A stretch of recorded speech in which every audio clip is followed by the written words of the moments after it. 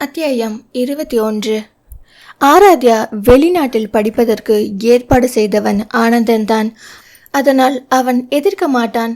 அம்மா அப்பாவும் இப்போது இருக்கும் நிலையில் எதிர்க்க வாய்ப்பில்லை என்றுதான் ஆராத்யா நினைத்திருந்தாள். ஆனால் முதல் எதிர்ப்பே ஆனந்தனிடம் இருந்து வரவும் அவளுக்கு என்ன செய்வது என்றே தெரியவில்லை. என்னடா, நீ தானே வெளிநாட்டில் அவளை படிக்க வைக்கணும்னு ஒரே குதியா குதிச்ச, இப்ப நீயே இப்படி சொல்றியே என ஆராத்யாவுக்கு ஆதரவாக பாட்டி அவனிடம் கேட்டார். நான் தான் சொன்னேன், அப்பா அவளுக்கு வெளி உலகம் புரியும்னு அப்படி சொன்னேன். ஆனா உங்ககிட்ட எல்லாம் சண்டை போட்டு 4 தடவை நான் அவளை வெளியில அனுப்புனதுக்கு கண்ட பரதேசி கூடவும் பேசிக்கிட்டு இருக்கா. இவளை நம்பி வெளிநாட்டுக்கு அனுப்புனா அங்கேயே கல்யாணம் பண்ணிக்கிட்டு வந்து நின்னாலும் நிப்பா என கோபமாக ஆனந்தன் பேச ஆராத்யா அழுகையும் ஆத்திரமும் தொண்டையை அடைக்க அவனையே வெறித்து பார்த்தபடி நின்று கொண்டிருந்தாள். அவளின் வெறித்த பார்வை ஆனந்தனையும் என்னவோ செய்ததுதான். ஆனால் அவளை எந்த அளவுக்கு நம்பி பெற்றோர்களை எதிர்த்து வெளியே அனுப்பினானோ அது இன்று எல்லோருக்கும் வினையாக்கி நிற்கிறதே. அதுதான் அவனை பேச வைத்தது. சரிடா, அதுக்காக இப்படி இவளை வீட்லயே பூட்டி வைக்கலாம்னு சொல்றியா? எப்படியும் கொஞ்ச நாளைக்கு வேற கல்யாணத்துக்கு கூட பேச முடியாது என பாட்டி சொல்ல ஆனந்தன் ஆராத்யாவை ஒரு பார்வை பார்த்துவிட்டு பாட்டியையும் திரும்பி, ஏன் பேச முடியாது? அதுதான் இவளே ஒருத்தனை பிடிச்சிருக்குன்னு சொன்னாலே அவனை அழைச்சிட்டு வந்து கல்யாணத்துக்கு பேச வேண்டியதுதான் என சொல்ல பாட்டி அதிர்ந்தாரோ இல்லையோ அதைவிட அதிகமாக ஆராத்யா அதிர்ந்து பார்த்தாள். அவளது அதிர்ந்த பார்வையிலேயே ஆனந்தனுக்கு உள்ளுக்குள் மகிழ்ச்சி தான். இவளை பற்றி சரியாக தான் கணித்திருக்கிறான். நான் தான் தவறு செய்து விட்டேன். முதல் நாள் அவனை பார்க்க அவனது ஆபீஸுக்கு ஆனந்தன் சென்ற போது ரொம்பவும் தயக்கமாக தான் இருந்தது. தன்னிடம் எப்படி பேசுவானோ என்ற பயத்துடனேயே தான் அங்கே சென்றான். ஷேரில் சோர்வுடன் கண்களை மூடி சாய்ந்திருந்த நித்யனை கண்டபோது ஆனந்தனுக்கு உள்ளுக்குள் பெரும் வேதனை அரித்தது.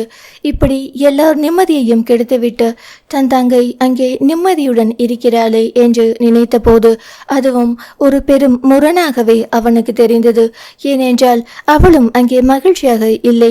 எல்லோரையும் எதிர்த்து பேசிவிட்டு குற்ற உணர்வில் தவித்து கொண்டிருக்கிறாள். இப்படிப்பட்ட ஒருவனை ஏன் அவள் வேண்டாம் என்கிறாள்? ஒருவேளை இவன் தன் காதலை புரிய வைக்க தவறியதால் தான் இதெல்லாம் நடக்கிறதா?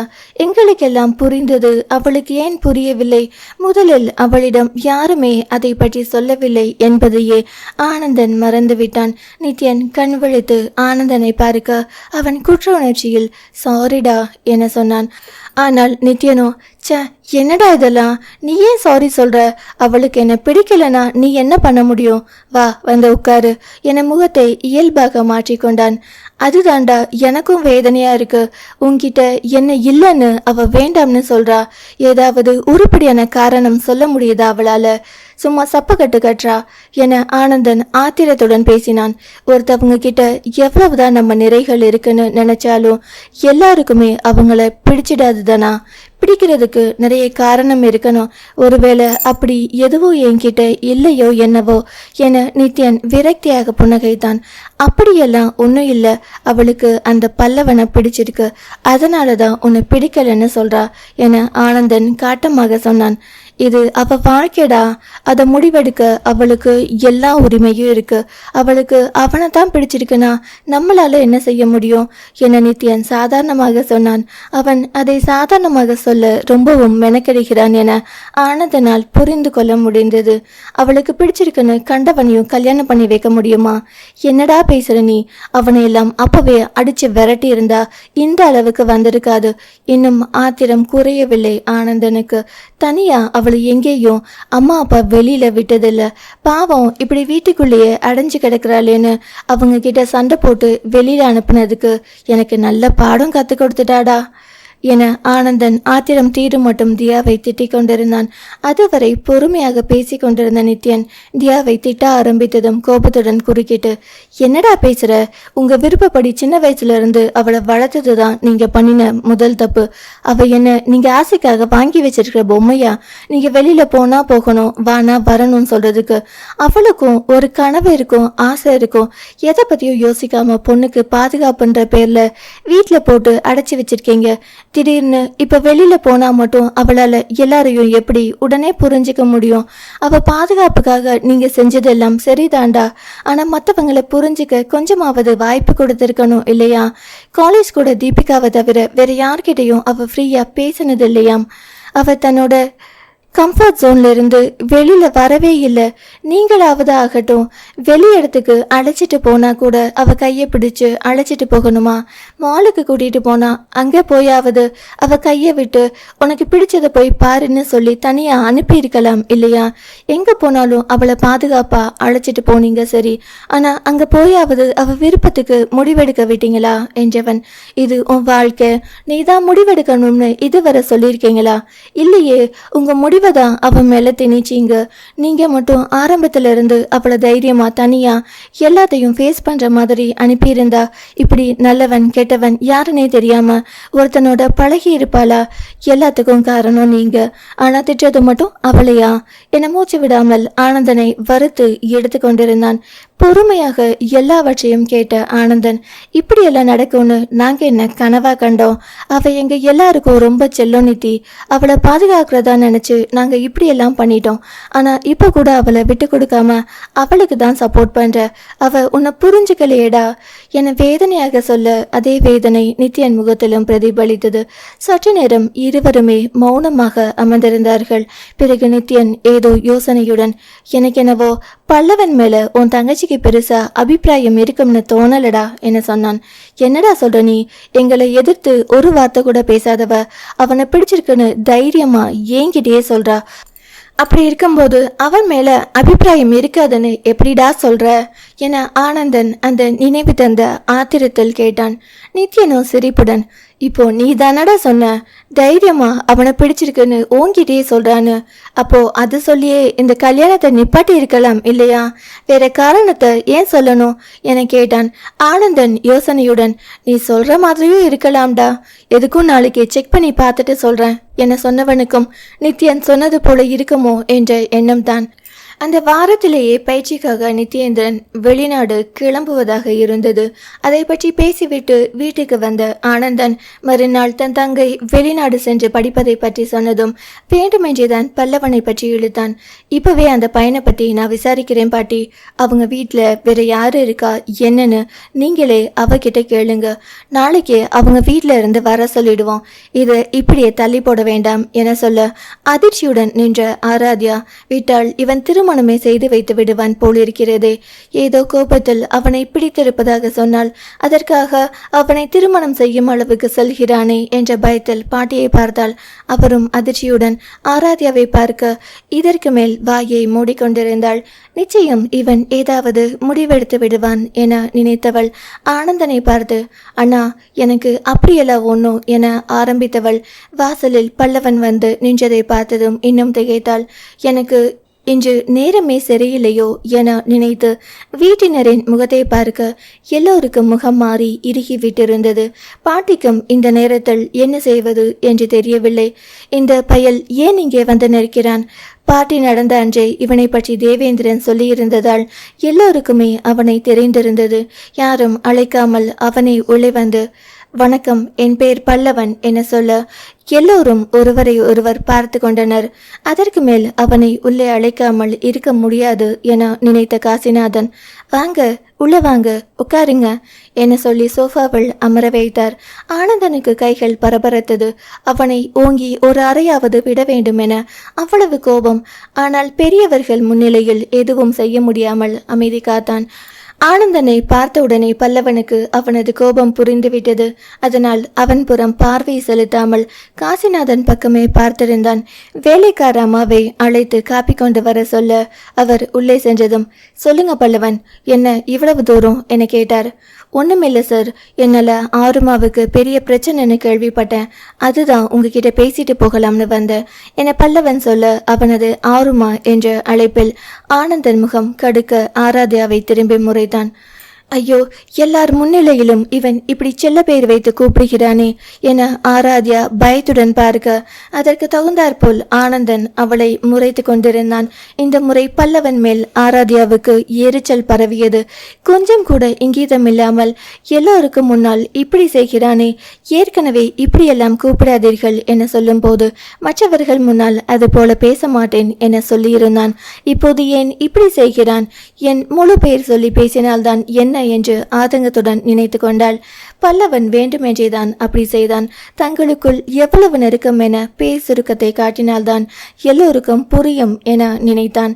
நித்தினோடு கல்யாண ஏற்பாடு பற்றி அவனுக்கு தெரிய வந்த போது தியா அவ்வளவு சீக்கிரம் ஒத்துக்கொள்ள மாட்டாள். அதற்கு தகுந்தாற் போல நான் தயார் பண்ணி வைத்திருக்கிறேன் என்றுதான் பல்லவன் நினைத்திருந்தான். ஆனால் ஒருவேளை நித்தினது பணத்துக்காகவோ இல்லை வீட்டினர் சொன்னதற்காக ஒத்துக்கொண்டால் என்ன செய்வது என்ற பயம் வேறு அவனை பிடித்து கொண்டிருந்தது. அதனால் அவன் எப்போதும் அவளை பற்றி தகவல் பெறும் காவலாளியிடம் இந்த முறை இன்னும் கொஞ்சம் கூடுதலாக பணம் கொடுத்து வீட்டின் உள்ளே என்ன நடக்கிறது என பார்க்க சொன்னான். அவனும் ஒவ்வொன்றாக ஒவ்வொரு நாளும் அவனுக்கு தகவல் கொடுத்து கொண்டிருந்தான். கடைசியில் ஆராத்யா இந்த திருமணத்திற்கு சம்மதிக்கவில்லை, அதுவும் நிச்சயம் வரை வந்து நின்றுவிட்டது என சொல்லவும் பல்லவனுக்கு சந்தோஷம் தாங்கவில்லை. நிச்சயமாக தியா மனதில் நான் தான் இருக்கிறேன், அதனால் தான் இந்த திருமணத்தை நிறுத்திவிட்டாள் என தப்பு கணக்கு போட்டான். வீட்டிற்கு வந்து சமாதானம் பேசுகிற மாதிரி பேசி தங்கள் திருமணத்தை பற்றி பேசிவிட வேண்டும் என்றுதான் இப்போது கிளம்பி வந்திருந்தான். அவ பிரச்சனையை பத்தி நீங்க என்ன பல்லவன் பேச போறீங்க என ஆனந்தன் கேட்க பல்லவன் சோகமாக முகத்தை வைத்து கொண்டான். அது ஒன்றும் இல்லை சார், என்னாலதான் பிரச்சனைன்னு சொன்னாங்க, அதனாலதான் என பாதியில் நிறுத்திவிட்டு எல்லோருடைய முகங்களையும் பார்த்தான். ஆனந்தனுக்கு நிச்சயமாக தெரிந்துவிட்டது. யாரோ தங்கள் வீட்டில் நடக்கும் விஷயங்களை அவனிடம் சொல்லியிருக்கிறார்கள். யாராக இருக்கும்? சரி, அதை பிறகு பார்த்து கொள்வோம். முதலில் இவனிடம் சரியான முறையில் பேச வேண்டும் அப்படின்னு யாரு சொன்னா பல்லவன்? அதெல்லாம் ஒன்றும் இல்லையே, தியாவுக்கு மேற்கொண்டு வெளிநாடு போய் படிக்கணும்னு ஆசை, அதுதான் பிரச்சனை. மற்றபடி உங்களால் எந்த பிரச்சனையும் இல்லை. நீங்கள் சாதாரணமாக தானே அவ கூட பேசிட்டு இருந்தீங்க, அதுக்கெல்லாம் பிரச்சனை பண்ணுற அளவுக்கு நாங்கெல்லாம் கட்டுப்பட்டு இல்லை பல்லவன், நீங்கள் கவலைப்படாதீங்க என ஆனந்தன் சொல்ல பல்லவனோடு ஆராத்யாவும் அவனை குழப்பமாய் பார்த்தாள். இதை தானே நானும் சொன்னேன், அப்போது நம்பாமல் திருமணத்திற்கு ஏற்பாடு செய்கிறேன் என சொல்லிவிட்டு பல்லவன் வந்து பேசவும் இப்படி சொல்கிறானே. உண்மையில் ஆனந்தன் மனதில் என்னதான் இருக்கிறது என புரியாமல் ஆராத்யாவுக்கு குழப்பமாக இருந்தது. பல்லவன் நினைத்து வந்தது வேறு, ஆனால் ஆனந்தன் வேறு சொல்லவும் அவனுக்கு என்ன செய்வதென்றே தெரியவில்லை. இருந்தாலும் ஒரு முயற்சியாக, இல்லை சார், வெளியில அப்படிதான் பேசிக்கிட்டாங்க, அதனால தான் என்னை மீண்டும் ஆரம்பிக்க, அதுக்குள்ள இந்த விஷயம் வெளியில எல்லாம் பரவிடுச்சா? ஆச்சரியம்தான், ஆனா வெளியில 1000 பேசுவாங்க பல்லவன், அதெல்லாம் நம்ம காது கொடுத்து கேட்டுட்டு இருந்தோம்னா இந்த சமுதாயத்துல வாழ முடியாது. எங்க பொண்ணு மேல எங்களுக்கு முழுசா நம்பிக்கை இருக்கு. யாரோ எதையோ சொன்னாங்கன்னு அதையெல்லாம் நம்பி நாங்க எந்த முடிவும் எடுக்க மாட்டோம். அதே மாதிரி எங்க பொண்ணை நாங்க தேவையில்லாம சந்தேகமும் படமாட்டோம் என பல்லவன் மேலும் பேச வாய்ப்பளிக்காமல் ஆனந்தன் எல்லாம் பேசிவிட்டான். ஆராத்யா ஏதாவது மறுத்து பேசுவாள் என எதிர்பார்த்த பல்லவனுக்கு ஏமாற்றம்தான். அவள் ஏன் எதுவும் சொல்லாமல் அப்படியே நிற்கிறாள். வந்ததிலிருந்து ஒரு வார்த்தை கூட பேசவில்லை. அவளும் பேசாமல் இதற்கு மேல் நான் மட்டும் பேசினால் அது வேறு மாதிரியான பிரச்சனையில் முடியும். கண்டிப்பாக ஆனந்தன் பொறுத்து கொள்ள மாட்டான். குடும்ப கௌரவம், அசிங்கம், அவமானம் என ஏதாவது சொல்லி தங்கள் திருமணத்தை பற்றி பேசலாம் என நினைத்தாள். அதற்கும் ஆனந்தன் ஆப்பு வைத்து விட்டான். இனி என்ன செய்வது? ஏன் பல்லவன், நீங்க ஏதோ பணத்துக்காக முயற்சி பண்ணிக்கிட்டு இருக்கிறதா சொன்னாங்க, அதுதான் கிடைக்கலையாமே, மேற்கொண்டு என்ன செய்யலாம்னு இருக்கீங்க என கேட்க இம்முறை பல்லவன் திணறினான். வேண்டுமென்றே என் ஏழ்மையை குத்தி காட்டுகிறானே, இவனுக்கு இதே வேலையாய் போய்விட்டது. என் ஏழ்மையை குறித்து என்னை கிண்டல் செய்வதே இவனுக்கு வேலை. உன்னை இதற்காகவே பழி வாங்குவேன் என்ற வன்மம் பல்லவனுக்குள் விழுந்தது. கிடைக்கல சார், தேவேந்திரன் சார் அவங்க கம்பெனியில் வேலைக்கு வர சொல்லியிருக்காங்க, போகலாம்னு இருக்கேன் என முகம் இருக்க சொன்னான். இப்படியே வெட்டியா அலையாம அந்த மாதிரி ஏதாவது வேலையில சேர்ந்து கொஞ்சம் சம்பாதிக்க பாருங்க, அப்பதான் உங்களை நம்பி பொண்ணு கொடுக்க முன் வருவாங்க. பணக்கார பொண்ணுங்களை விட உங்களுக்கு ஏத்த பொண்ணா பார்த்து நல்லபடியா சந்தோஷமா வாழலாம் என வேண்டுமென்றே மீண்டும் அவனை குத்தி காட்டினான். காஞ்சிநாதனுக்கு மகன் பேச்சு போகும் விதம் பிடிக்கவில்லை. அதனால் பல்லவன் தம்பி, காசு பணம் எவ்வளவு முக்கியம்னு நீங்கள் இப்போ புரிஞ்சுக்கிட்டு இருப்பீங்க. உங்கள் அப்பா இது சரியாக புரிஞ்சுக்காம தான் நீங்கள் இவ்வளவு தூரம் கஷ்டப்படுறீங்க. இல்லைனா இப்படியெல்லாம் பேசி வாங்க வேண்டி வருமா? கொஞ்ச நாள் தேவேந்திரன் கிட்ட வேலை பாருங்க. உங்கள் வேலை பிடிச்சா அவன் கண்டிப்பாக உங்களுக்கு தொழில் பண்ண ஏதாவது ஏற்பாடு பண்ணி தருவான். நானும் அவன்கிட்ட சொல்கிறேன். என்ன சொல்ல பல்லவன் சரி என தலையாட்டினான். எல்லோரிடமும் விடைபெற்று ஆராத்யாவிடமும் விடைபெற அவள் முகத்திலிருந்து எதுவும் கண்டுபிடிக்க முடியவில்லை. அப்புறம் பல்லவன் என ஆனந்தன் அவனை நிறுத்த என்ன என்பதை போல அவன் பார்த்தான். அது ஒண்ணுமில்ல, நீங்க தியாவை இனி 2 வருஷத்துக்கு பார்க்க முடியாது. நாங்கள் அவளை வெளிநாட்டுக்கு அனுப்பி படிக்க வைக்கலாம்னு இருக்கோம். அவகிட்ட ஏதாவது பேசணும்னா பேசிட்டு போங்க. தியா போய் அவரை வழி அனுப்பி வச்சுட்டு வாமா என்ன சொல்ல ஆனந்தனை ஆச்சரியமாக பார்த்து கொண்டே ஆராத்யா பல்லவனோடு வெளியில் சென்றாள். என்னப்பா என்ன ஜெயந்தி ஏதோ சொல்ல வர? அம்மா, நான் அவளை கோபத்தில் பேசுகிறேன் தான். அதுக்கு காரணம் அவளுக்கு கிடைக்க இருக்கிற நல்ல வாழ்க்கையை இப்படி அவளை கெடுத்துக்கிறாளேன்ற ஆதங்கத்தில் தான். ஆனால் உங்களால் அவளை சந்தேகப்பட முடியுமா? அப்படி தான் எனக்கும். அதோட நேற்று நித்யன் சொன்ன ஐடியா படி தான் பேசினேன். என நேற்று அவர்கள் பேசியது பற்றி சொல்லி அவள் முகத்தை பார்த்தாலே தெரிஞ்சது அவளுக்கு அதில் விருப்பம் இல்லைன்னு. அப்படி இருந்தா நம்ம கிட்ட சொல்லியிருப்பாளே. அந்த பல்லவனுக்கு அதை புரிய வைக்க தான் அவளை வெளியில் அனுப்பி வச்சேன் என சொன்னான். அதே போல வெளியில் வந்த ஆராத்யாவிடம் பல்லவன் ஆதங்கமாக, என்ன அருமா, நீ வெளிநாடு போறியா? ஏன் என்கிட்ட சொல்லவே இல்லை? நீ போயிட்டா நான் என்ன பண்றது என பாவமாக முகத்தை வைத்து கொண்டு கேட்டான். இவ்வளோ நாள் என்ன பண்ணீங்களோ அதையே பண்ணுங்க பல்லவன் என அவள் சொல்ல பல்லவனுக்கு உள்ளுக்குள் கொஞ்சம் அதிர்ச்சியாகத்தான் இருந்தது. இருந்தாலும் காட்டிக்கொள்ளாமல், இல்லை அருமா, எந்த பிரச்சனையாக இருந்தாலும் உன்கிட்ட சொல்லியே பழக்கமாக போயிடுச்சு. இப்போ நீ இல்லைனா நான் யார்கிட்ட சொல்கிறது, யார்கிட்ட யோசனை கேட்குறது? எனக்கு அதுதான் கவலையாக இருக்குது என சொன்னான். அதுக்காக நான் கடைசி வரையிலும் இங்கேயே இருக்க முடியுமா பல்லவன்? எனக்கும் கனவு லட்சியம் எல்லாமே இருக்கே. அதுக்காக நான் படிக்க போகணும். முடிஞ்ச வரையிலும் உங்கள் முடிவை நீங்களே எடுக்க பழகுங்க பல்லவன். அப்போ தான் யார் துணையும் உங்களுக்கு தேவைப்படாது. நீங்கள் இதுதானே எனக்கு சொன்னீங்க, அம்மா அப்பா பேச்சு கேட்காம உன் முடிவை நீயே எடுன்னு. இப்போ நீங்களே என்ன தேடிட்டு இருந்தா எப்படி என கேட்க பல்லவனுக்கு மறுத்து ஒன்றும் சொல்ல முடியவில்லை. சரியா அருமா, நல்லபடியாக போய் படிச்சுட்டு திரும்பி வா. உனக்காக நான் காத்துக்கிட்டு இருப்பேன் என பல்லவன் பூடகமாக சொல்ல ஆராத்யா சிரிப்புடன், எதுக்கு வந்தது என்கிட்ட கேட்டு முடிவெடுக்கலாம்னு தானே? அது வரையிலும் எந்த முடிவும் எடுக்காம எனக்காக வெயிட் பண்ணிட்டு இருப்பீங்களா பல்லவன் என கேட்க அவன் என்ன சொல்வது என தெரியாமல் சங்கடமாக பார்த்தான். சும்மா ஜோக் பண்ணேன் பல்லவன், இதுக்கு நீங்க சிரிக்கலாம் என சொல்ல அவன் கஷ்டப்பட்டு ஒரு சிரிப்பை வரவழைத்து புன்னகைத்தான்.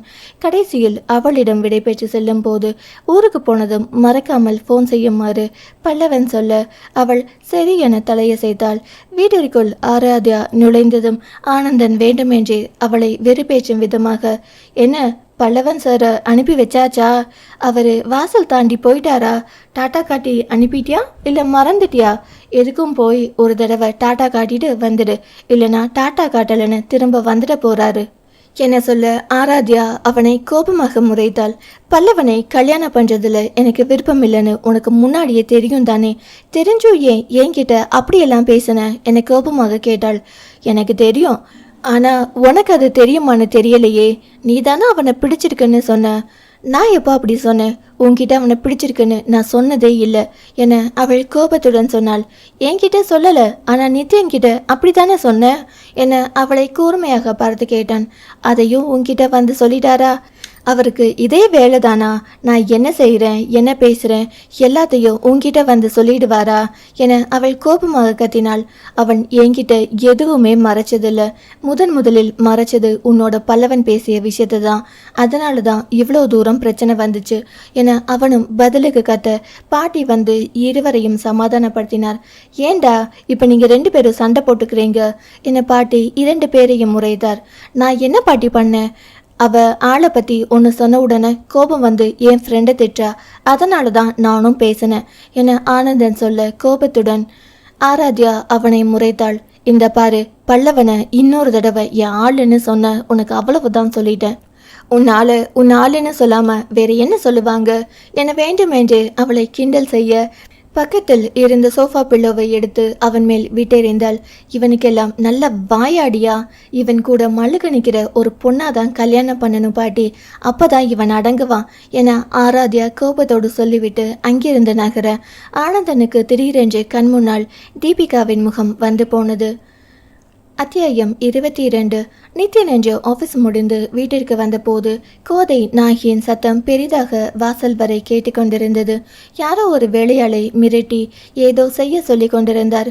இப்போது கொஞ்ச நாட்களாக தன் வீட்டில் அவரது சாம்ராஜ்யம் ஓங்கி இருப்பதைப் போல நித்யனுக்கு தோன்றியது.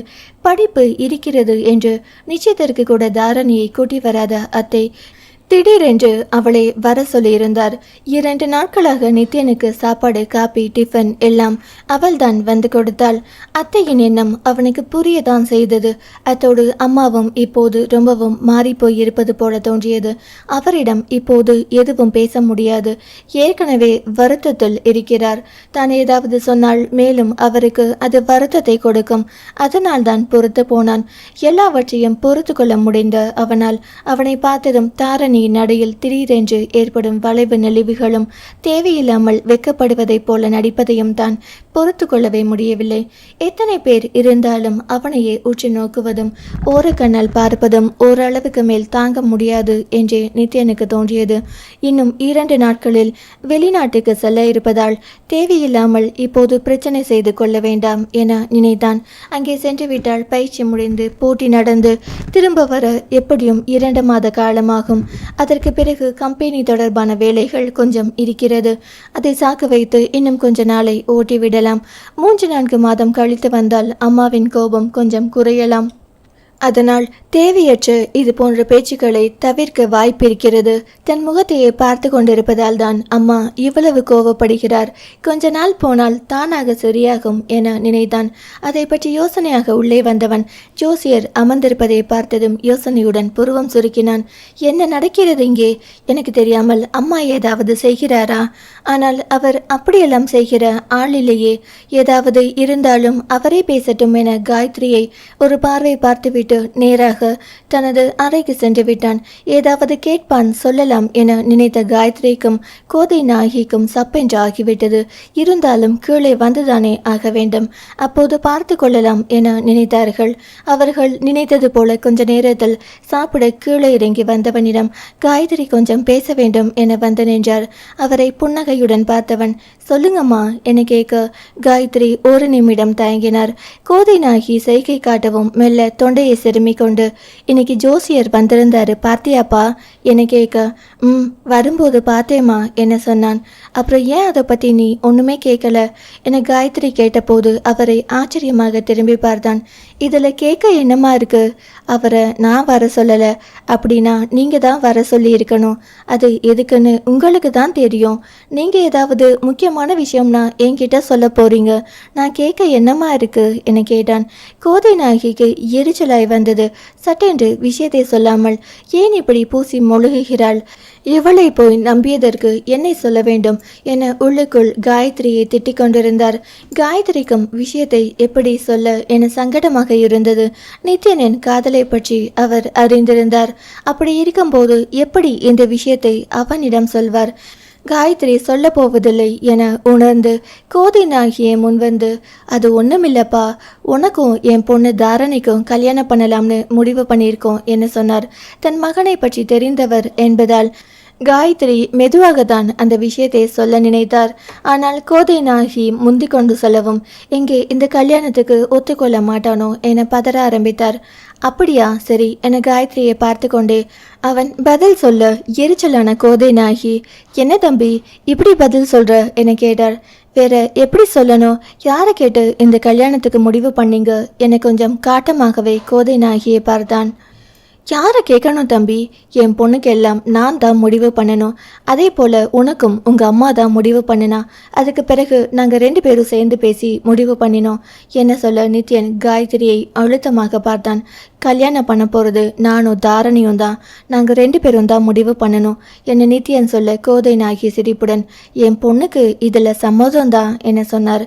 அவளுக்கு சம்மதமானு கேட்டீங்க, சரி என்கிட்ட ஒரு வார்த்தை கேட்டீங்களா? எனக்கு இதில் சம்மதம் இல்லை என சொன்னான்.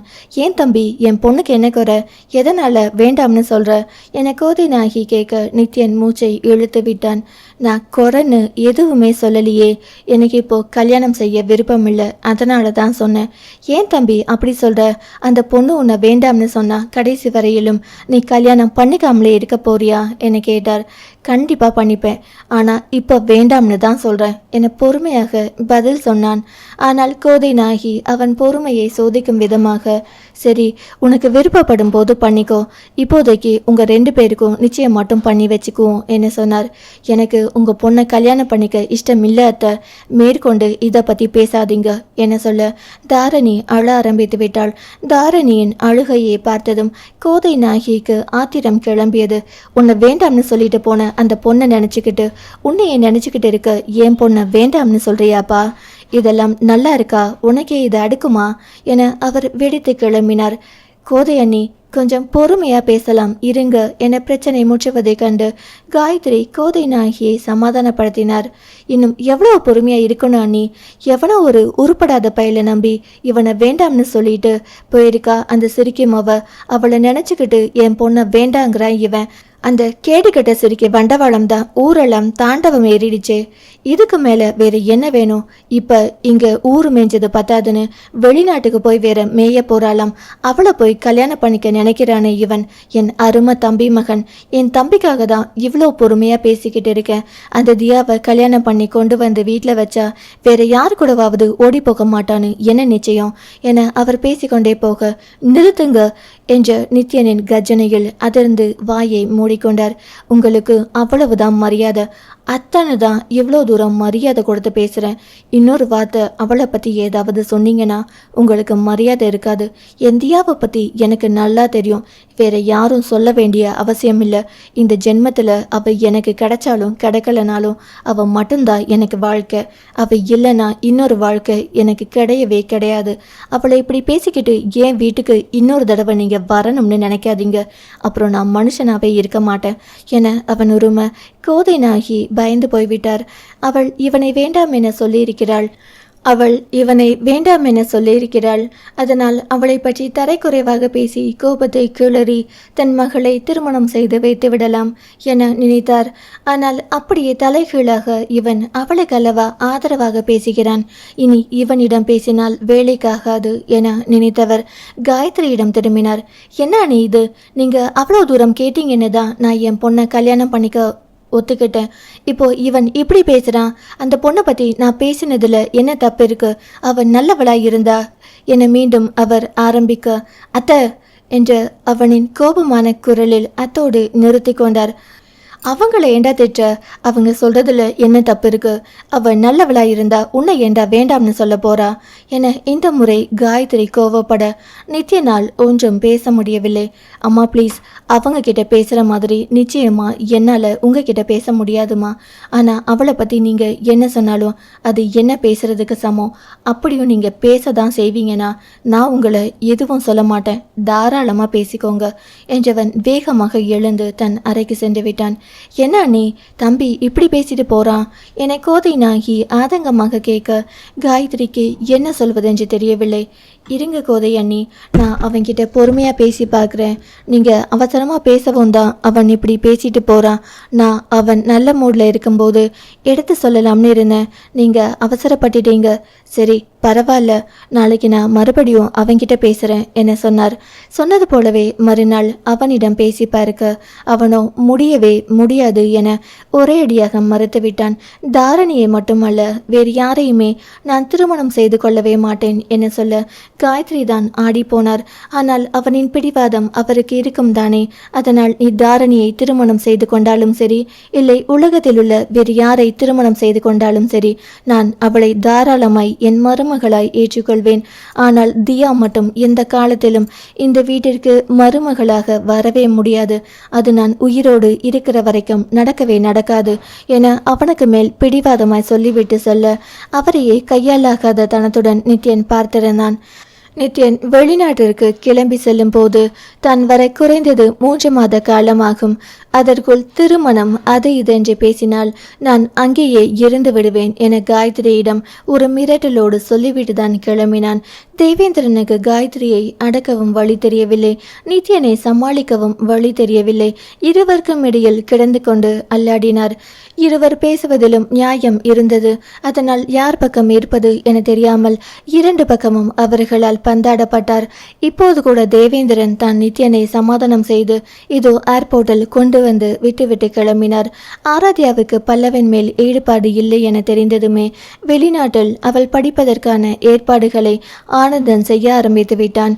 இந்த விஷயத்தில் ஆனந்தனை விட அதிக சந்தோஷப்பட்டது நித்யன்தான். தன் காதல் பொய்யில்லை, அது எப்படியும் தன்னிடம் வந்து சேரும் என்ற நம்பிக்கை ஆரம்பத்திலிருந்தே ஒரு மூலையில் அவனுக்கு இருந்து கொண்டுதான் இருந்தது.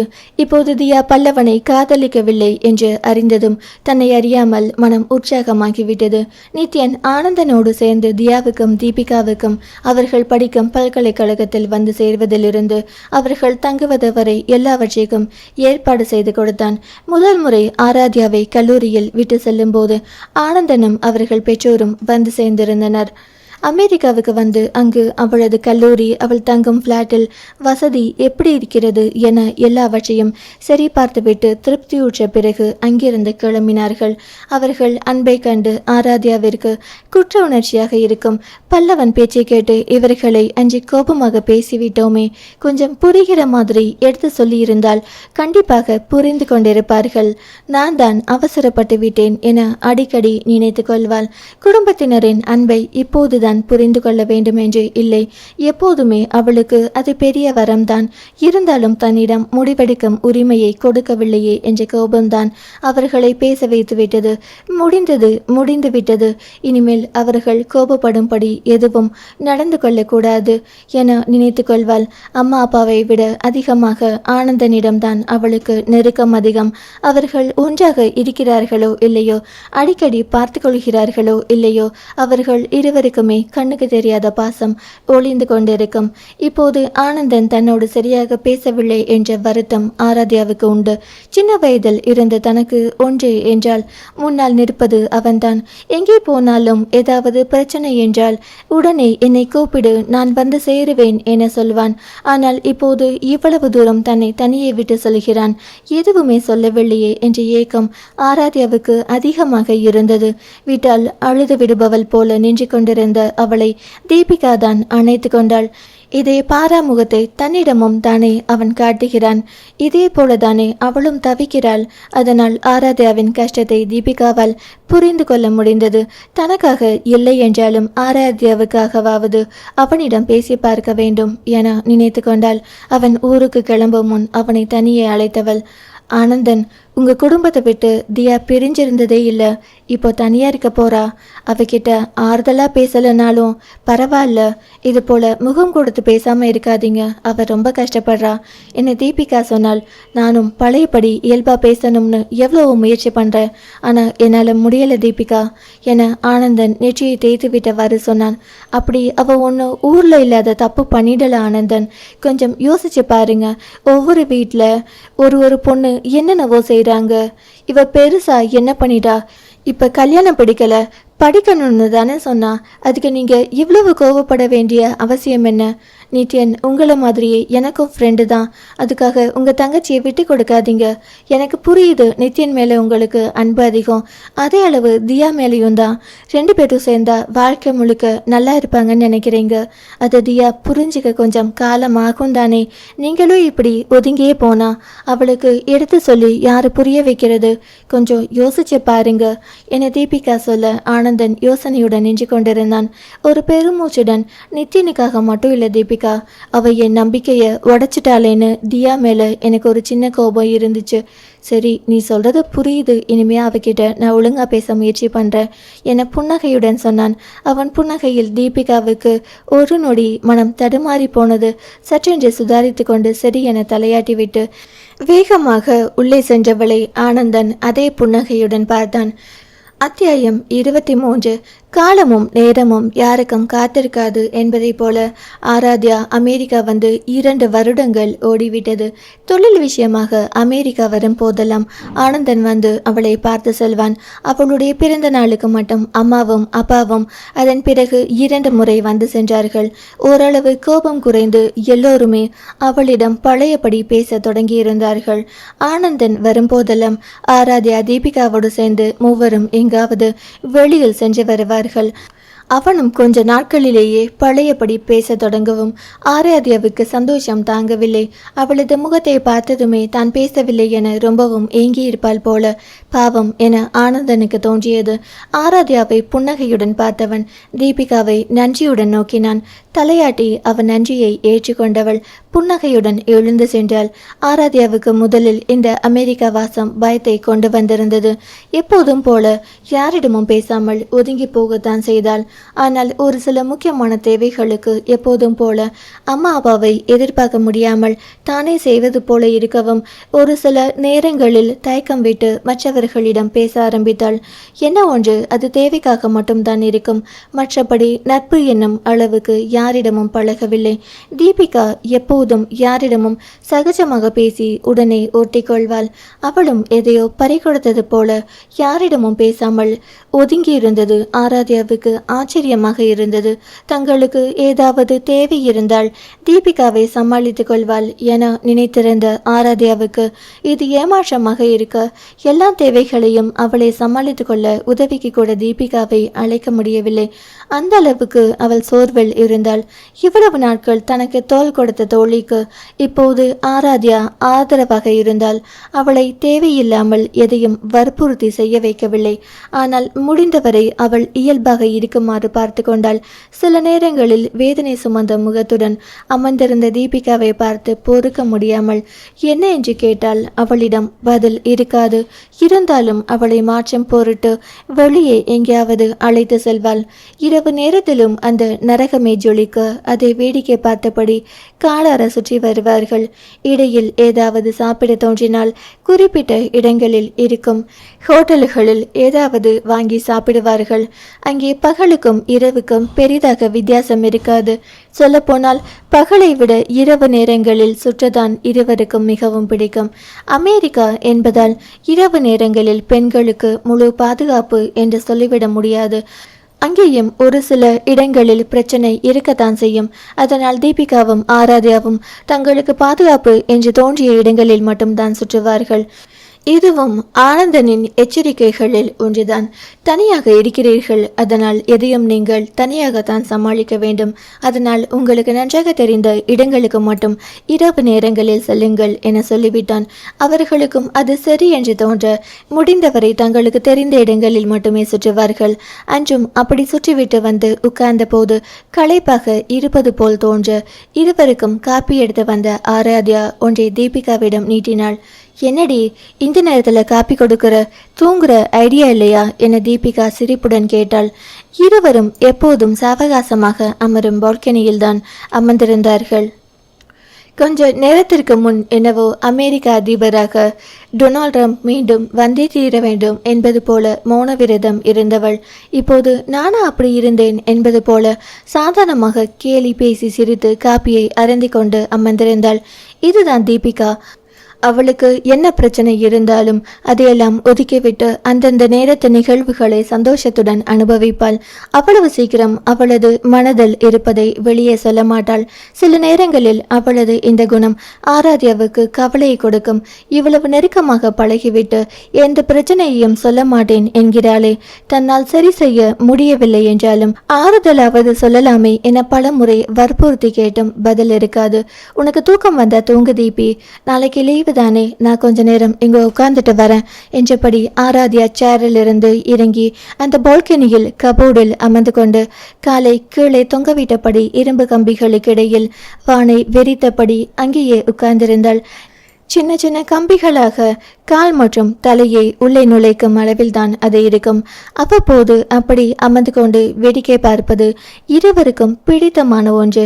தூங்க போகலாம் என நினைத்த தீபிகா என்ன நினைத்தாலோ மறுபடியும் ஆராத்யாவை போலவே அவளது அருகே காலை வெளியே தொங்கவிட்டபடி அந்த இரும்பு கம்பியை அழுத்தமாக பற்றி கொண்டு வெளியே தலையை நீட்டி இங்கும் அங்குமாக பார்த்து கொண்டிருந்தாள். சற்று நேரம் இருவரிடையே பேச்சில்லை. ஆராத்யா எதையோ தீவிரமாக யோசிப்பது போல தோன்றியது. என்னவாக இருக்கும் என்பது போல தீபிகா அவளை பார்த்தாலும் அவளிடம் எதையும் கேட்க துணியவில்லை. இங்கே வந்ததிலிருந்து தீபிகா இப்படிதான் இருக்கிறாள். தன் மனதில் நினைத்ததை சொல்லவோ செய்யவோ முன்பு போல அவளால் முடியவில்லை. தன் வெளிப்படையான இந்த குணம்தானே ஆனந்தனுக்கு வெறுப்பை தந்திருக்கிறது. அதனால் இப்போது அந்த குணத்தையே அவள் வெறுக்கிறாள். இவ்வளவு தீவிரமாக அவனை காதலித்திருப்பாள் என இப்போது நினைத்தாலும் அவளாலேயே நம்ப முடியவில்லை. ஆனால் அவன் இல்லை என்றால் தனக்கு வேறு ஒரு வாழ்வு கிடையாது என்பது மட்டும் நிச்சயம். எதையோ யோசித்துக் கொண்டிருந்த தீபிகா ஆராத்யாவின் முகம் பார்க்க இன்னமும் அவள் முகத்தில் தெளிவில்லை. அதற்கு மேல் தீபிகாவால் அப்படியே இருக்க முடியவில்லை. ஆரம்பத்திலிருந்து ஆனந்தன் இல்லாத சமயங்களில் ஆராத்யாவை பாதுகாப்பது தீபிகா தான். அதனால் அவள் மேல் ஒரு தனி பாசம் எப்போதும் இருக்கும். அவள் முகம் வாடினாலே என்ன ஏது என்று அதை பற்றி தெரிந்து கொள்ளாமல் விடமாட்டாள். அவளுக்கு ஏதாவது பிரச்சனை என்றால் முதலில் சண்டைக்கு செல்வது தீபிகாவாகத்தான் இருக்கும். அவர்களால் சமாளிக்க முடியாத பிரச்சனையை மட்டும் ஆனந்தனிடம் கொண்டு செல்வார்கள். என்னதியா, ஏன் ஒரு மாதிரியா இருக்க? என்கிட்ட சொல்லக்கூடாதா என தீபிகா கேட்க ஆராத்யா எதுவும் பதில் சொல்லவில்லை. மறுபடி கேட்டும் அவளிடம் பதில் இல்லை எனவும் தீபிகா சற்று கோபத்துடன், என்னடி நான் கேட்டுட்டே இருக்கேன், இப்படி பதில் சொல்லாம அமைதியா இருந்தா எப்படி என கேட்க ஆராத்யா அவளை கூர்மையாக பார்த்தாள். முதலில் அவளது பார்வையை சந்தித்த தீபிகா அதில் என்ன இருந்ததோ திணறியபடி தலை குனிந்தாள். ஆராத்யாவின் அந்த பார்வை எதற்காக என தீபிகாவுக்கு புரியாமல் இருக்க வந்ததிலிருந்து இதே கேள்வியை தான் ஆராத்யா கேட்டுக்கொண்டிருக்கிறாள். அப்போதெல்லாம் பதில் சொல்லாமல் தீபிகா மௌனமாக இருந்து விடுவாள். கிட்டத்தட்ட 2 வருடங்களாக ஆராத்யா என்ன பிரச்சனை என கேட்டு சலித்து விட்டாள். இப்போது ஒரு 2 நிமிடம் அவள் அமைதியாக இருந்தது தீபிகாவுக்கு கோபத்தை வரவழைக்கிறது என்றுதான் ஆராத்யா அவளை பார்த்தது. அதை புரிந்து கொண்ட தீபிகாவுக்கு என்ன பதில் சொல்வது என தெரியவில்லை. இப்போது தீபிகாவும் அவளுடன் சேர்ந்து எங்கோ தெரிந்தவானை வெறித்தபடி இருந்தாள். சற்று நேரத்தில் ஆராத்யா மௌனமுடைந்து, ஏன் தீபி, உனக்கும் அப்படிதான் தோணுதா என கேட்டாள். எதற்காக கேட்கிறாள் என புரியாமல் பார்த்த தீபிகா எப்படி என்றாள். நான் எதுக்குமே ஆக மாட்டேன், நான் ஒரு முட்டாள்னு என்ன சொன்ன ஆராத்யா தீபிகாவை திரும்பி பார்த்தாள். என்னடி பேசுற, ஏன் இப்படியெல்லாம் சொல்ற என்ன சொன்ன தீபிகா அவளை குழப்பமாக பார்த்தாள்.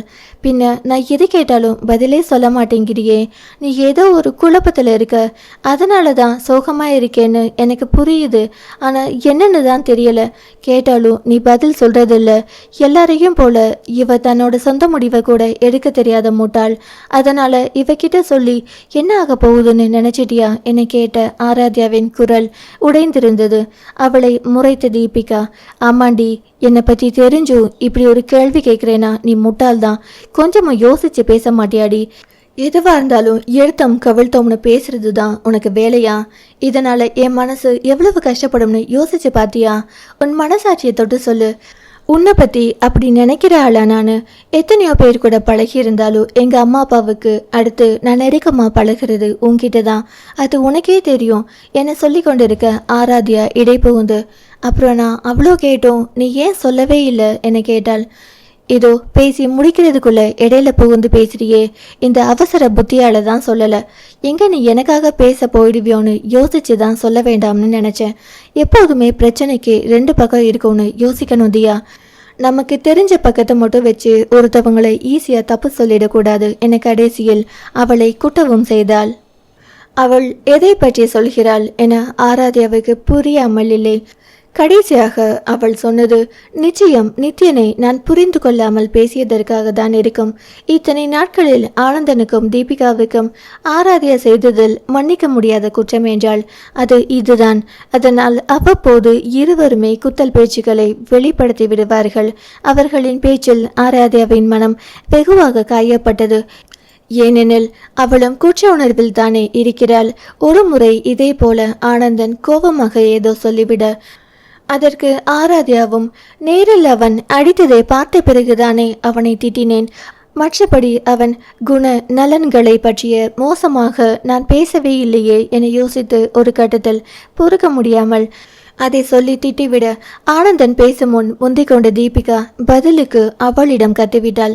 என்ன நடந்தது என்று தெரியாமல் நித்யனை சந்தேகப்பட்டு திட்டியது மட்டுமல்லாமல் அதில் நியாயம் வேறு கற்பிக்கிறாயா என சொன்னவள் ஆனந்தன் பார்த்ததாக அன்று நடந்த விஷயங்களை சொல்ல ஆராத்யா தான் கூனி குறுகி போனாள். இதை பற்றி ஒன்றும் தெரியாமல் அன்று நித்யனிடம் எவ்வளவு தூரம் கோபமாக பேசினோம், அத்தோடு அவனோடு நடந்த கல்யாண பேச்சுவார்த்தையை இதை சொல்லித்தானே தட்டி கழித்தோம், ஆரம்பத்திலேயே இதை சொல்லியிருக்கலாமே என அவள் குற்ற உணர்வோடு அவளிடம் கேட்டபோது, சொல்லியிருந்தால் மட்டும் நீ கல்யாணத்திற்கு ஒத்துக்கொண்டிருப்பாயா? இல்லையே, அத்தோடு நீ நம்பியிருக்கவும் மாட்டாய், அவனை சந்தேகப்பட்டு ஏதாவது சொல்லியிருப்பாய், அதனால்தான் அவன் சொல்லவில்லை. அது மட்டுமில்லை, உனக்கு நேர்ந்த அவமானத்தை அவன் வெளியே சொல்ல விரும்பவில்லை. இப்போது வரை அவன் அதை பற்றி வாயை திறக்கவில்லை. ஆனந்தன் மட்டும் அன்று அங்கே நடந்ததை பார்த்திருக்காவிட்டால் எப்போதுமே சொல்லியிருக்க மாட்டான். ஏனெனில் இதில் உன் கௌரவமும் அடங்கியிருக்கிறது. ஒருவேளை அங்கே நடந்ததை சொல்ல வேண்டியிருந்தால் அந்த பொறுக்கிகள் உன்னை அசிங்கமாக பேசியதையும் சேர்த்துதானே சொல்ல வேண்டியிருக்கும். அதனால்தான் அவன் அதை பற்றி பேசவில்லை. ஆனந்தன் கோபமாக பேச வாயெடுக்க அதற்குள் தீபிகா முந்திக்கொண்டு எல்லாவற்றையும் சொல்லிவிட்டாள். எதற்காக தீபிகா முந்திக்கொண்டாள் என ஆனந்தனுக்கு தெரியும். எங்கே அவன் ஏதாவது பேசி பழையபடி அவர்களுக்குள் பிரச்சனை வந்துவிடுமோ என நினைத்தாள். இருவரும் பேசாமல் இருந்தபோது மிகுந்த முயற்சி எடுத்து அவள் தானே இருவரையும் சேர்த்து வைத்தது. புரிந்து கொண்டுதான் அவனும் அமைதியாக இருந்தது. ஆனால் சொல்ல முடித்த பிறகு ஆராத்யாவின் முகம் களையிழந்து போனது. அவளின் முகத்தை பார்த்த பிறகு ஆனந்தனை இருவரையும் கிளப்பி வெளியே அழைத்து சென்று அவர்களை சகஜமாக்கினான். வெகு நாட்கள் கழித்து தீபிகா என்று அதை குறிப்பிட்டு சொல்லவும் அவள் மறுபடியும் கவலையில் ஆழ்ந்தாள். இன்னும் எவ்வளவு நாளைக்கு இதையே பேசிட்டு இருக்க போறடி? நான் செஞ்சது தப்புதான். என்ன நடந்துச்சுன்னு தெரிஞ்சுக்காம நான் அவரை அப்படி பேசிட்டு கூடாது. கண்டிப்பா நித்யனை நேர்ல பார்த்தா நான் மன்னிப்பு கேட்கிறேன். இப்போ நான் பேசிக்கிட்டு இருக்கிறது உன்னை பத்தி. அதை விட்டுட்டு தேவையில்லாம எதையோ பேசி பேச்சை திசை திருப்பாத என்ன சொல்ல தீபிகா அமைதியானாள். தேவையில்லாமல் ஆராத்யாவை கஷ்டப்படுத்தி விட்டோமோ என நினைத்தவள் பொறுமையாக தனக்கும் ஆனந்தனுக்கும் இருக்கும் பிரச்சனையை பற்றி சொன்னாள்.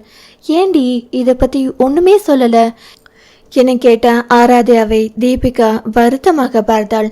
ஏற்கனவே நீயும் கஷ்டத்தில் இருந்த, இப்போ இதை பற்றி வேற சொல்லி உன்னை கஷ்டப்படுத்த வேண்டாம்னு தான் சொல்லலை. முன்னாடியே நீ சொல்லியிருந்தா அண்ணங்கிட்ட இதை பற்றி நான் பேசியிருப்பேன் என ஆராத்யா ஆறுதல் சொல்ல தீபிகா வேண்டாம் என்பது போல தலையை ஆட்டினாள். நான் உன்கிட்ட சொல்லாததுக்கு இன்னொரு காரணம் அதுதாண்டி.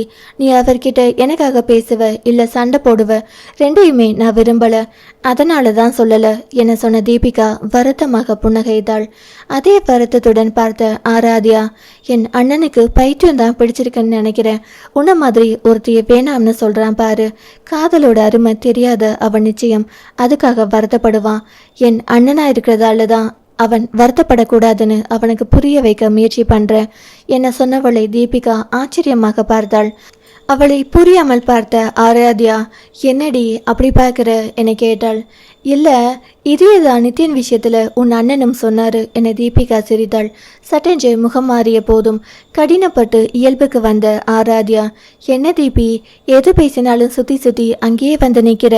சரி, நீ அண்ணன் விஷயத்தில் இப்போ என்ன முடிவு எடுத்திருக்க அதை சொல்லு என கேட்டாள். இதில் நான் என்ன செய்கிறது தியா? அவர் தான் என்னை பிடிக்கலன்னு சொல்கிறாரே, மேலே மேலே அவரை எப்படி நான் தொந்தரவு செய்கிறது? என்ன தீபி பேசுகிற? அவனுக்கு உன்னை பற்றி புரியலைன்னா புரிய வைக்க வேண்டியது நீ தானே. இப்படி ஒதுங்கியே போனால் அவனுக்கு எப்படி புரியும்? அவன் உன்னை பார்த்த விதம் வேற. அதனால் உன் உண்மையான முகம் என்னன்னு அவனுக்கு நீ தான் புரிய வைக்கணும். நீ உண்மையிலேயே அவனை எவ்வளவு காதலிக்கிறேன்னு அவன் புரிஞ்சுக்கிட்டானா கண்டிப்பாக உன்னை ஏற்றுப்பான். நீ எதிர்பார்த்ததை விட நல்ல வாழ்க்கை உனக்கு அமையும். அவன் மேல உயிரே வச்சிருக்க உன் பாசமான இன்னொரு முகத்தை பார்த்தா கண்டிப்பா அவன் மனசு மாறுவான். என் அண்ணன் வாழ்க்கைக்காக மட்டும் நான் இவ்வளவு தூரம் பேசல தீபி. அவனோடு சேர்ந்து உன் வாழ்க்கையும் நல்லபடியா இருக்கும். அதனால தான் இவ்வளோ தூரம் உங்களுக்காக பேசுறேன். கொஞ்சம் யோசிச்சு பாருடி என சொன்னவள் தீபிகாவின் கையை எடுத்து தன் கைக்குள் வைத்து கொண்டாள். தீபிகாவும் ஆராத்யாவின் கைகளை பிடித்து கொண்டு வெளியே வேடிக்கை பார்த்தபடி அதை பற்றிய யோசனையில் இருந்தாள். பிறகு ஒரு முடிவுடன், உன் அண்ணன் தான் என் வாழ்க்கைன்னு முடிவாகிடுச்சு. இப்படி ஒதுங்கி போறதால யாருக்கு என்ன பிரயோஜனம்? முடிஞ்சவரை நீ சொன்ன மாதிரியே நான் முயற்சி செஞ்சு பார்க்குறேன். உங்க அண்ணன் ஒத்துக்கிட்டா அவருக்கு நல்லது இல்ல என அவள் சிரிக்க, தீபிகா பழைய ஃபார்முக்கு வந்துவிட்டாள் என உணர்ந்து கொண்ட ஆராத்யாவும் சிரிப்புடன், இல்லைனா என்ன பண்ணலாம்னு இருக்கீங்க மேடம் என கேட்டாள். அதை போக போக நீயே பாப்ப என சொன்னவளோடு சேர்ந்து ஆராத்யாவும் சிரிக்க அவர்களது சிரிப்பு சத்தம் அந்த இடத்தையே நிறைத்தது. அத்தியாயம் 24. அந்த முறை ஆனந்தன் அமெரிக்கா வந்திருந்த போது ஆராத்யா அவனை வற்புறுத்தி நயாகரா நீர்வீழ்ச்சிக்கு அழைத்து சென்றாள். முதலில் வர மறுத்த தீபிகாவை மிரட்டி அண்ணனோடு பேச நேரம் வேண்டும் என ஏதேதோ சொல்லி அழைக்க அவளும் புரிந்து கொண்டு கிளம்ப ஆயத்தமானாள். ஆராத்யா தீபிகாவிடம் பேசி அவளை கிளம்பி கொண்டிருந்த போது ஆனந்தன் போனை எடுத்துக்கொண்டு வெளியே சென்றான். போன் பேசிவிட்டு புன்னகையுடன் உள்ளே வந்த ஆனந்தனை பார்த்தபோது அவன் வேறு ஏதோ திட்டம் வைத்திருக்கிறான் என தீபிகாவால் யூகிக்க முடிந்தது. ஆராத்யாவுக்கு அப்படி எதுவும் தோன்றவில்லை போலும். அதனால் சந்தோஷத்தோடு தீபிகா அவர்களோடு வர சம்மதித்ததை பற்றி அண்ணனிடம் பேசி கொண்டிருந்தாள். போகும்போதே அந்த அருவியின் சிறப்பை பற்றி பேசிக்கொண்டே சென்றார்கள். அமெரிக்கா வந்து 2 வருடங்களாகியும் ஒரே ஒரு முறை மட்டும்தான் தீபிகாவும் ஆராத்யாவும் அந்த நீர்வீழ்ச்சிக்கு சென்றார்கள். அப்போதும் ஏதோ அவசர வேலை காரணமாக உடனே திரும்பி வந்துவிட்டார்கள். இன்றுதான் அதை நிதானமாக பார்க்கும் வாய்ப்பும் ரசிக்கும் மனநிலையிலும் இருந்தார்கள். நயாகரா அருவி என்பது வட அமெரிக்காவில் வடகிழக்கு பகுதியில் உள்ள புகழ்மிக்க ஒரு பேரருவி. இது உலகத்திலேயே உள்ள அருங்காட்சிகளில் ஒன்றாக போற்றப்படுகிறது. ஆண்டுதோறும் இதனை பார்க்க 10 மில்லியன் மக்கள் வருகின்றனர். இப்பேரருவி கனடாவிற்கும் ஐக்கிய அமெரிக்கா நாடுகளுக்குமான எல்லையில் ஓடும் சுமார் 56 கிலோமீட்டர் நீளமுள்ள நயாகரா ஆற்றின் பாதி தொலைவில் அமைந்துள்ளது. இது தனியான 2 பெரிய அருவிகளை கொண்டது. சுமார் 85% நீர் கனடாவில் உள்ள ஹார்ஸ் ஷூ அருவி என ஆங்கிலத்தில் வழங்கப்படும் குதிரையிலாட அருவியிலும் மீதமுள்ளது அமெரிக்கா பகுதியில் உள்ள அமெரிக்கன் அருவியிலும் விழுகிறது. இவை இரண்டுமல்லாமல் ஒரு சிறிய பிரைடல் வாய்ஸ் அருவியும் உண்டு. குதிரையிலாட அருவி 792 மீட்டர் அகலம் கொண்டது. உயரம் 53 மீட்டர். அதிக உயரமானதாக இல்லாவிடனும் நயாகரா அருவியானது மிகவும் அகலமானது. அமெரிக்கன் அருவி 55 மீட்டர் உயரமும் 305 மீட்டர் அகலமும் கொண்டது. நயாகரா பேரருவியில் 6 மில்லியன் கன அடிக்கு 1,68,000 கியூபிக் மீட்டர் அதிகமான நீரானது ஒவ்வொரு நிமிடமும் இந்த அருவியினோடு பாய்ந்து செல்கிறது. உலகில் மிகவும் பரவலாக அறியப்பட்ட இந்த அருவியானது வட அமெரிக்காவில் அதிசக்தி வாய்ந்த அருவியாகவும் இருக்கிறது. அழகிற்கு பேர் போன நயாகரா அருவி நீர் மின்சாரத்திற்கும் சுற்றுச்சூழல் பாதுகாப்பிற்குமான ஒரு பெருமதிமிக்க இயற்கை மூலமாகும். இயற்கை அதிசயமான நயாகரா அருவியின் இரட்டை நகரங்களான நயாகரா ஃபால்ஸ், நியூயார்க் நகரான ஃபால்ஸ், ஒன்டாரியோ ஆகியவற்றை உள்ளடக்கிய நிலப்பகுதி கடந்த ஒரு நூற்றாண்டு காலமாக புகழ்பெற்ற ஒரு சுற்றுலாத்தலமாக விளங்குகிறது.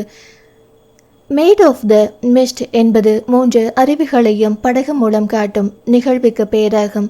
இப்படகு மூலம் குதிரையிலாட அருவி அருகே செல்ல முடியும். அமெரிக்கா பகுதியிலிருந்தும் கனோடிய பகுதியிலிருந்தும் இதற்கான படகுகள் செல்கின்றன. பிரைடல் வாய்ஸ் அருவி அமெரிக்க பகுதியில் அமெரிக்கன் அருவிக்கு அருகில் உள்ளது. இவ்வருவியை கீழிருந்து பார்க்க மரப்படிக்கட்டுகள் அமைத்துள்ளார்கள். வானவில் பாலம் என்று அழைக்கப்படும் இப்பாலம் நயகராவில் அமெரிக்காவையும் கனடாவையும் இணைக்கிறது. இது நயகரா அருவி அருகில் உள்ளது. ஆனந்தன் தான் எல்லாவற்றையும் விவரமாக சொல்லி இதில் ஏதாவது ஒன்றை மட்டும் இன்று முயற்சிக்கலாம் என சொல்லியிருந்தான். முதலில் அருவியை பார்க்கலாம், அதற்கே நேரம் சரியாக இருக்கும். அங்கு சென்ற பிறகு எது தோதாகப்படுகிறதோ அங்கே செல்லலாம் என முடிவெடுத்தார்கள். என்னவோ இன்று ஆராத்யாவிற்கு மனம் உற்சாகமாக சிறையில்லாமல் பறந்து கொண்டிருந்தது. தீபிகா ஆனந்தனோடு இதுவரை அவள் வெளியே சென்றதே இல்லை என்று கூற முடியாது. அவ்வப்போது அருகிலுள்ள இடங்களுக்கு சென்று வந்திருக்கிறாள். இப்போது ஏன் திடீரென்று இந்த உற்சாகம்? ஒருவேளை இருவரையும் சேர்த்து வைக்கும் நம் திட்டத்திற்கு கிடைத்த முதல் படியாக நினைத்ததால் வந்திருக்குமோ? இருக்கலாம் என்ற நினைவோடு ஒரு வழியாக நயக்ரா நீர்வீழ்ச்சிக்கு வந்து சேர்ந்தார்கள். யுனைடெட் ஸ்டேட் பார்க் பகுதியில் இருந்து பார்த்தால் நயக்ரா நீர்வீழ்ச்சியின் முழு அழகையும் ரசிக்க முடியும். நயக்ரா நீர்வீழ்ச்சி 3 பகுதிகளாக பிரிந்தது போல தெரியும். அதை பற்றி தான் ஆனந்தன் சொல்லி கொண்டிருந்தான். முதலில் இருந்தது அமெரிக்கன் நீர்வீழ்ச்சி, இரண்டாவதாக இருந்தது பிரைடல் வாய்ஸ் நீர்வீழ்ச்சி. இந்த இரண்டும் தான் அமெரிக்க பகுதியில் இருப்பது. இதன் இரண்டுக்கும் நடுவில் குதிரையின் லாடம் போன்ற வடிவத்தில் ஒரு நீர்வீழ்ச்சி உண்டு. அதுதான் ஹார்ஷூ நீர்வீழ்ச்சி. அது கனடா பகுதியில் உள்ளது. இங்கிருந்து பார்ப்பதை விட கனடாவில் இருந்து பார்க்கும்போது இந்த 3 நீர்வீழ்ச்சிகளின் அழகும் கூடி தெரியும் என ஆனந்தன் சொன்னான். அந்த நீர்வீழ்ச்சியின் உயரமும் அதன் அகலமும் மேலிருந்து விழுந்து கொண்டிருந்த அந்த அழகும் கண்ணை பறித்தது. பேரிரைச்சலாக அந்த அருவியின் ஓசை காதில் விழுந்து கொண்டிருந்தாலும் பார்க்க பார்க்க தெவிட்டவில்லை. அங்கிருந்த இரும்பு தடுப்பின் மீது கை வைத்தபடி இந்த அருவியின் அழகை எல்லோரும் ரசித்து கொண்டிருந்தார்கள். யாருமே அதிலிருந்து கண்ணை எடுக்கவில்லை. முதல் முறை வந்தது போல அவசரமாக இல்லாமல் ஆழ்ந்து நிதானமாக பொறுமையாக ரசிக்க முடிந்தது. யுனைடெட் ஸ்டேட் பார்க் நீர்வீழ்ச்சியின் மேலே அமைந்திருந்ததால் அங்கிருந்து கீழே பார்க்கும்போது கொஞ்சம் பயமாக கூட இருந்தது. ஒரு ஆர்வத்தில் எட்டி பார்த்த ஆராத்யாவிற்கு அதன் உயரம் கண்டு கண்கள் இருட்டி கொண்டு வந்தது. பார்வையை வேறு பக்கம் திருப்பினாலும் மங்களாக தான் எல்லோரும் தெரிந்தார்கள். சற்றென்று நிதானத்திற்கு வர முடியவில்லை. ஏதோ பேச்சு குரல் கேட்க என்னவென்று பார்த்தால் ஆனந்தன் தான் யாரிடமோ பேசிக்கொண்டிருந்தான். நன்றாக உற்று பார்த்த போதுதான் அது நித்யேந்திரன் என தெரிந்தது. இவ்வளவு நேரம் இருந்ததை விட இப்போது ஆராத்யாவுக்கு நன்றாக கண்கள் இருட்டி கொண்டு வந்தது. என்ன இது சோதனை? இவன் இங்கு வந்தான்? யதார்த்தமாய் வந்திருப்பானா அல்லது ஆனந்தன் அவனை வர சொல்லி இருப்பானா? அன்று வீட்டை விட்டு கோபமாக சென்ற பிறகு இருவரும் சந்தித்து கொள்வது இதுதான் முதல் முறை. அதற்காக அதன் பிறகு அவனை பார்த்ததை இல்லை என்று சொல்லிவிட முடியாது. அவன் பார்க்காத சமயங்களில் ஆராத்யா அவனை பார்த்திருக்கிறாள். அவள் யோசனையை இடைவெட்டியது போல தீபிகா, "ஏ நிதி" என்ற கூச்சலுடன் ஓடி சென்று அவனை அணைத்து கொண்டாள். "மெல்ல மெல்ல பார்த்து ஓடிவா, தரையை உடைத்து விடாதே, தண்ணீர் இந்த பக்கமும் வந்துவிடப் போகிறது" என ஆனந்தன் நுழைத்து கொண்டான். "நீ இவ்வளவு நேரமும் நின்னபோது உடையாத பாறையா நான் ஓடும்போது உடைந்துவிடப் போகிறது" என தீபிகாவும் பதிலுக்கு சண்டை பிடிக்க இருவரையும் பார்த்து மற்ற இருவரும் புன்னகைத்தனர். என்னை வர சொல்லும்போது மாற்றி மாற்றி ஃபோன் பண்ணி வர சொல்கிறீங்க, ஆனால் வந்த அப்புறம் நீங்கள் 2 பேரும் சண்டை போட்டுட்டு இருக்கீங்க, என்னங்கடா இது என பொதுவாக சொல்லி நித்யன் அவர்களை பார்த்து சிரித்தான். அவன் தலையில் தொப்பியும் கூலஸும் கழுத்து வரையான ஜர்க்கினும் அணிந்திருந்தான். இங்கே அவனை நிறைய பேருக்கு தெரியும் என்பதால் இப்படி பாதி முகத்தை மறைத்து கொண்டு வந்திருக்கிறான். இவன் கதைதான் உலகத்துக்கே தெரியுமே. "நீ வா நிதி, உன்னை பார்த்து எவ்வளவு நாளாச்சு" என்றபடி அவன் கையை பிடித்து அழைத்து கொண்டு சென்று தீபிகா ஏதேதோ கதை பேசி கொண்டிருந்தாள். ஆராத்யாவுக்கு தான் மட்டும் ஏதோ தனித்து நிற்பது போன்ற ஒரு உணர்வு தோன்றியது. இப்போது என்ன செய்வது? அவனிடம் சென்று பேசுவோமா? ஆனால் எப்படி பேசுவது? அவனை வேண்டாம் என நிராகரித்திருக்கிறோம். அவன் சகஜமாக பேசுவானா? ஒருவேளை அவன் பேசாமல் முகம் திருப்பி சென்றாள். அதற்கு பிறகு எல்லோரோடும் தன்னால் இயல்பாக இருக்க முடியுமா? அதே நேரத்தில் அவனை பார்த்துவிட்டு பேசாமலும் இருக்க முடியாது. ஏன் இருவரும் என்னை புரிந்து கொள்ளாமல் இப்படி இக்கட்டில் மாட்டி வைக்கிறார்கள் என ஆராத்யாவுக்கு எரிச்சலாக வந்தது. இப்படி அவள் தனக்குள்ளாக பேசிக்கொண்டிருக்க அவன் அவளை பார்த்தபோது சாதாரண ஒரு புன்னகையோடு தலையாட்டிவிட்டு ஒன்றும் பேசாமல் சென்றது ஆராத்யாவுக்கு ஏமாற்றமாக இருந்தது. ஒருவேளை என்னை வெறுத்து விட்டானோ? பின்னே வெறுக்காமல் என்ன செய்வான்? முகத்துக்கு நேராக உன்னை பிடிக்கவில்லை, திருமணம் செய்ய விருப்பமில்லை என சொன்ன பெண்ணோடு அவன் எப்படி சாதாரணமாக பேசுவான்? அதை பற்றி நினைக்கும் போதெல்லாம் அவள் வருந்தாமல் இருந்ததே இல்லை. இதோ இப்போதும் கூட வருந்தினால்தான். ஆனால் ஆனந்தன் மட்டும் அப்படி கிடுக்குப்பிடியாக உடனே திருமணத்திற்கு ஏற்பாடு செய்து தன்னை கட்டாயப்படுத்தாமல் இருந்திருந்தாள் இதெல்லாம் நடந்தே இருக்காது. நானும் அவசரப்பட்டு வார்த்தையை விட்டுவிட்டு இப்போது வரை அதற்காக வருந்தி கொண்டிருக்க மாட்டேன். பாட்டி அடிக்கடி அவளிடம் சொல்வதுண்டுதான், உனக்கு பிடிவாதம் அதிகமாக இருக்கிறது. அது சில விஷயங்களில் நல்லது, சில விஷயங்களில் கெட்டது. அதே போல வீட்டில் உள்ளவர்களிடம் நீ எப்படி வேண்டுமானாலும் பேசலாம், ஆனால் வெளியாட்களிடம் பேசும்போது வார்த்தைகளில் கவனம் தேவை என்பார். இங்கே வந்த 2 வருடங்களில் வெளியாட்களிடம் மட்டுமல்ல, வீட்டினரிடமும் கவனமாக பேசினால் மட்டும்தான் வாழ்க்கை சிறப்பாக இருக்கும் என புரிந்து கொண்டாள். கொஞ்ச நேரம் வரை பேசிக் கொண்டிருந்தவர்கள் பிறகு மேட் ஆஃப் தி மிஸ்ட் என்ற அந்த படகு சவாரிக்கு செல்ல முடிவெடுத்தார்கள். அந்த படகில் செல்லும் போது 3 நீர்வீழ்ச்சிகளையும் ஒன்றாக பார்க்க முடியும். அந்த படகில் செல்ல ஆனந்தனும் நித்யனும் சென்று டிக்கெட் எடுத்து வந்தார்கள். யுனைடெட் ஸ்டேட் பார்க் நீர்வீழ்ச்சியின் மேலே இருந்ததால் கீழே சென்றுதான் படகு சவாரி செல்ல வேண்டும். அதற்கு லிப்டின் உதவியோடு கீழே சென்றார்கள். படகில் செல்லும் போது நீர்வீழ்ச்சியில் நனையாமல் இருக்க ரெயின்கோட் போல ஒன்றை கொடுத்தார்கள். அதை அணிந்து கொண்டால் மேலே தண்ணீர் குறைவாகப்படும். அந்த படகு 2 பகுதிகளாக இருந்தது. மேலேயும் நின்று கொள்ளலாம், கீழேயும் நின்று கொள்ளலாம். ஆனந்தன் மேலே செல்ல விருப்பப்பட எல்லோரும் மேலே வந்துவிட்டார்கள். முதலில் அமெரிக்க நீர்வீழ்ச்சியும் 2வது பிரைடல் வைஸ் நீர்வீழ்ச்சியும் அழைத்து சென்றவர்கள். கடைசியாகத்தான் ஹார்ஷூ நீர்வீழ்ச்சிக்கு அழைத்து சென்றார்கள். கனடா மற்றும் அமெரிக்காவின் எல்லை பகுதியில் இருப்பதால் 2 நிமிடம் மட்டும் அங்கே நிறுத்தி அந்த நீர்வீழ்ச்சியை பார்க்க சொல்வார்கள். அது முடிந்ததும் திரும்பவும் புறப்பட்ட இடத்திற்கே கொண்டு வந்து சேர்த்து விடுவார்கள். என்னதான் ஆர்வமாக எல்லாவற்றையும் ரசித்து கொண்டு வந்தாலும் ஆராத்யாவுக்கு அருவியின் அருகில் செல்லும் போது குளிர் உதறத் தொடங்கிவிட்டது. எல்லோரும் சாதாரணமாக நிற்கும் போது தான் மட்டும் ஏதாவது சொல்லி அவர்கள் கவனத்தை கலைக்க வேண்டாம் என நினைத்தவள் பேசாமல் இருந்து கொண்டாள். ஆனால் நித்யனின் கண்கள் அவ்வப்போது அவளை பார்த்து கொண்டுதான் இருந்தது. ஆனந்தனும் தீபிகாவும் போட்டோ எடுப்பது, வீடியோ எடுப்பது என சந்தோஷமாக அந்த நிகழ்வை ரசித்து கொண்டிருக்க ஆராத்யா அவர்களுக்காக புன்னகையோடு ஒரு சில போட்டோக்கள் மட்டும் எடுத்துக்கொண்டாள். ஏற்கனவே நீர்வீழ்ச்சியை மேலிருந்து கீழே எட்டி பார்த்ததில் வயிறு மேலெலும்பி புரட்டி கொண்டிருந்தது. இன்னும் கொஞ்ச நேரம் விட்டால் வாந்தியும் மயக்கமும் வந்துவிடும் என்று தோன்ற கவலையோடு ஆனந்தனை பார்த்தாள். அங்கே தீபிகாவை ஆனந்தன் புகைப்படம் எடுத்து கொண்டிருந்தான். அவர்கள் இருவரும் அந்த நிகழ்வை ரசித்தபடி, ஏதோ பேசியபடி, சிரித்தபடி என்று இருக்க இருவரையும் கலைக்கவும் மனம் வரவில்லை.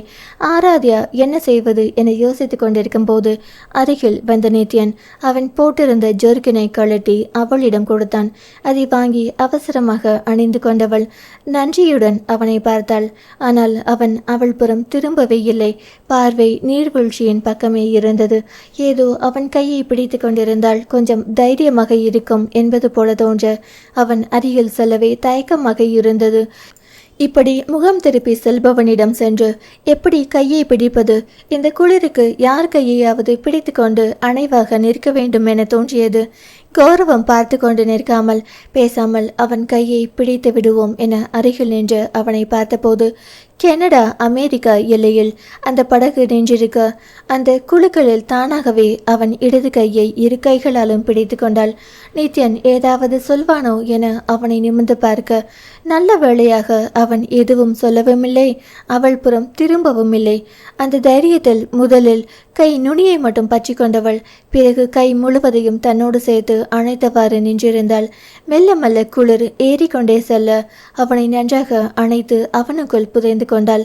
படகு புறப்பட்ட இடத்திற்கே மீண்டும் வந்து நிற்க எல்லோரும் அதில் இருந்து இறங்கினார்கள். இறங்கும் போதுதான் தீபிகாவை கவனித்தவள். அவளுடைய உடை முழுவதும் நனைந்திருக்க என்ன என்பதை போல ஆனந்தனை பார்த்தாள். உன் அரவேக்காடு ஃப்ரெண்டு இந்த அழகான ட்ரெஸ்ஸில் ஃபோட்டோ எடுக்கணும்னு ரெயின்கோட்டை கழட்டிட்டா, அதான் ஃபுல்லாக நனைஞ்சிட்டா என ஆனந்தன் எரிச்சல் பட்டான். தீபிகா அவனை முறைத்தாலும் தன்மேல்தான் தவறு என்பதால் பேசாமல் திரும்பிக் கொண்டாள். மேலே ஸ்டேட் பார்க் வந்ததும் எல்லோரும் அடுத்து என்ன செய்வது என நின்று கொண்டிருந்தார்கள். நைட் டைமில் இங்கே ஃபுல் லைட்ஸில் நயக்ரா ஃபால்ஸ் பார்க்க சூப்பராக இருக்கும். பார்க்கலாம்னு பார்த்தா அதுக்குள்ளே இவளோட வேலையை ஆரம்பிச்சிட்டா. இந்த குளிரில் இதே மாதிரி இவளை நிற்க வைக்கவும் முடியாது. இப்போ என்னடா பண்ணுறது என ஆனந்தன் சலித்து கொண்டான். எனக்காக ஒன்று யாரும் அவ்வளவு கஷ்டப்பட வேண்டாம், நான் வேணும்னா கிளம்புறேன், நீங்கள் எல்லாம் இருந்து பார்த்துட்டு வாங்க என தீபிகா கோபத்துடன் படப்படுத்தாள். நித்யன் இருவரையும் பார்த்து ஒரு பெருமூச்சுடன், ஏண்டா இப்படி பண்ணுறீங்க? வெளியில் வந்து இதே மாதிரி தான் சண்டை போடணுமா? தனா, நீ அவளை கூட்டிட்டு போய் காரில் ஹீட்டரை ஆன் பண்ணி கொஞ்ச நேரம் இருந்து ட்ரெஸ் காஞ்சதும் கூட்டிட்டு வா, நாங்கள் இங்கேயே வெயிட் பண்ணுறோம் என்ன சொன்னான். அதற்குள் அவர்களை கடந்து சென்ற ஒரு 5-6 வெள்ளைக்கார இளைஞர்கள் தீபிகாவை பார்த்து நாகரிகமற்ற ஒரு சில சொற்களால் கிண்டல் செய்துவிட்டு போனார்கள். தீபிகா மட்டுமல்ல, அவர்கள் வார்த்தையை கேட்ட ஆராத்யாவும் கூனி குறுகி போனால். இவர்கள் நின்ற இடத்திலிருந்து சற்று தள்ளி நின்று கொண்டு மேலும் அவர்கள் அதே போல ஏதேதோ பேசிக்கொண்டே இருக்க ஆனந்தனுக்கும் நித்யனுக்கும் கோபத்தில் நரம்பு புடைத்தது. தீபிகா ஒரு வெறித்த பார்வையோடு நின்றாலும் ஆராத்யா கொஞ்ச நேரம் விட்டால் அழுது விடுவாள் போல அவள் முகம் மாறி போனது.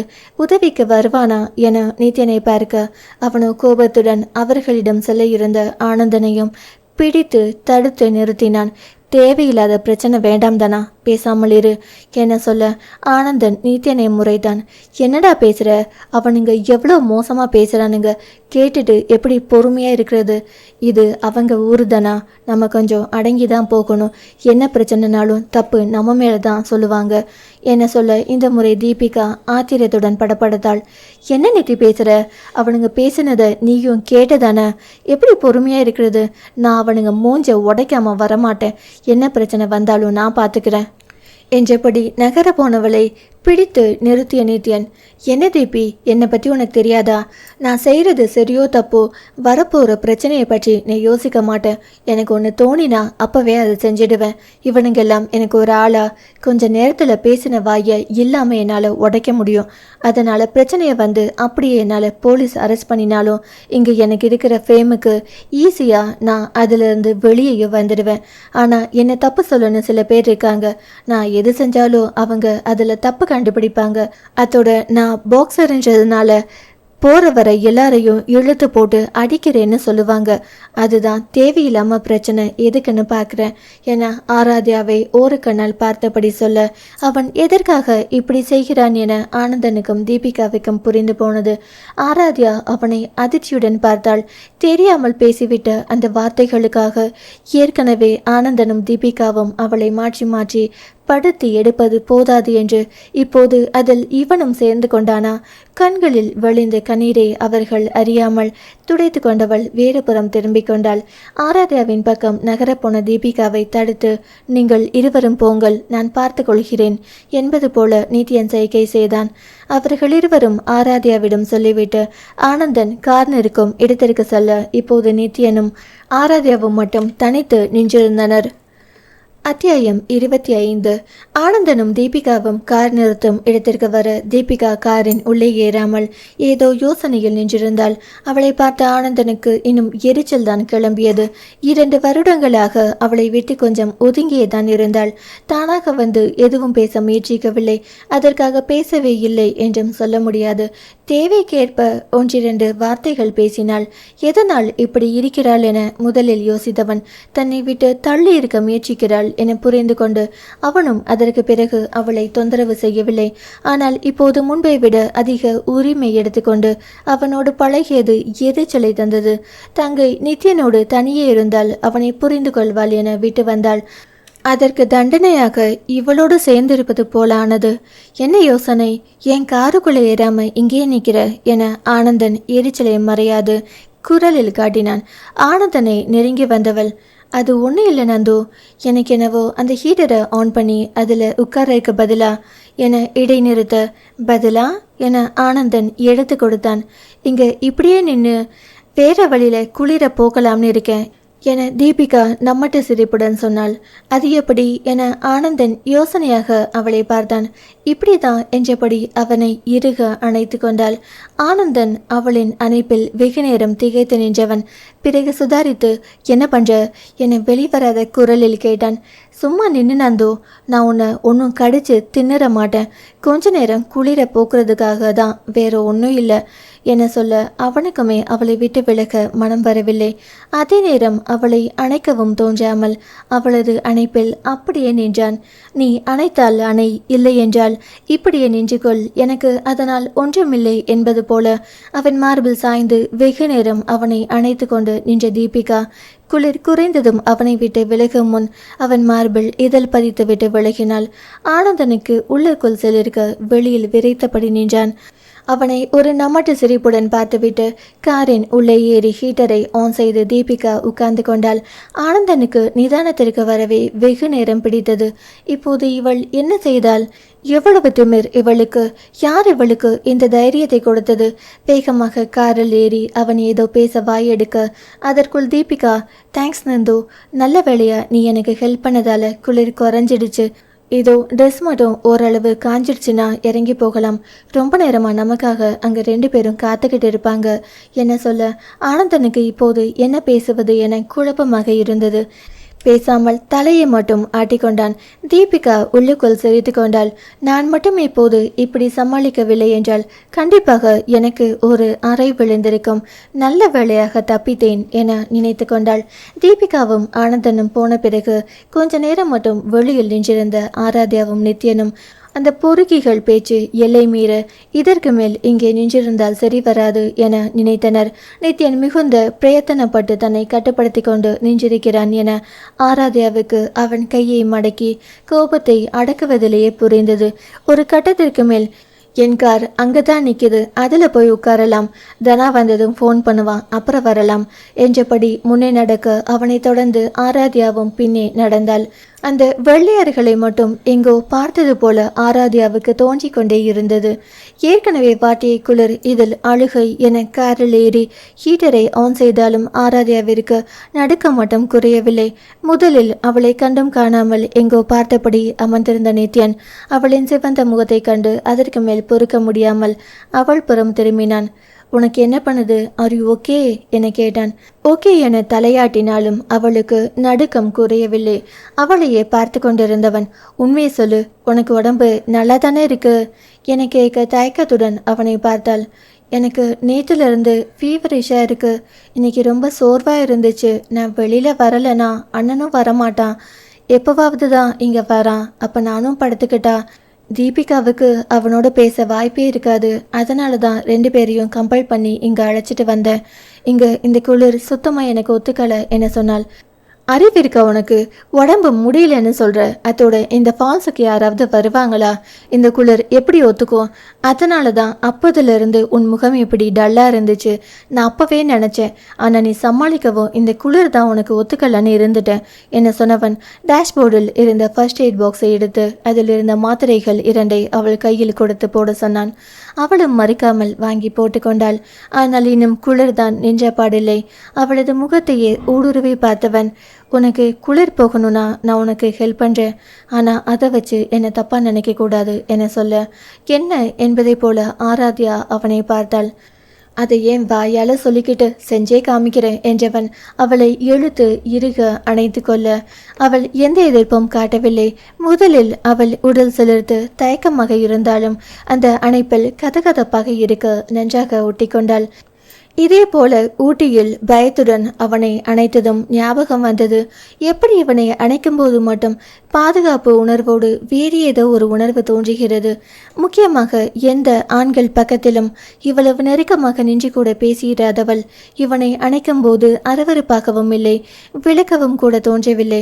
இப்போதாவது இவனை பற்றி 1-2 நல்ல விஷயங்கள் தெரிய வந்திருக்கிறது. ஆனால் ஆரம்பத்தில் அவனை வெறுத்த போது கூட அவனது அணைப்பில் அடங்கி நின்றாலே அது எப்படி சாத்தியம்? எனக்குள் என்னதான் நடக்கிறது?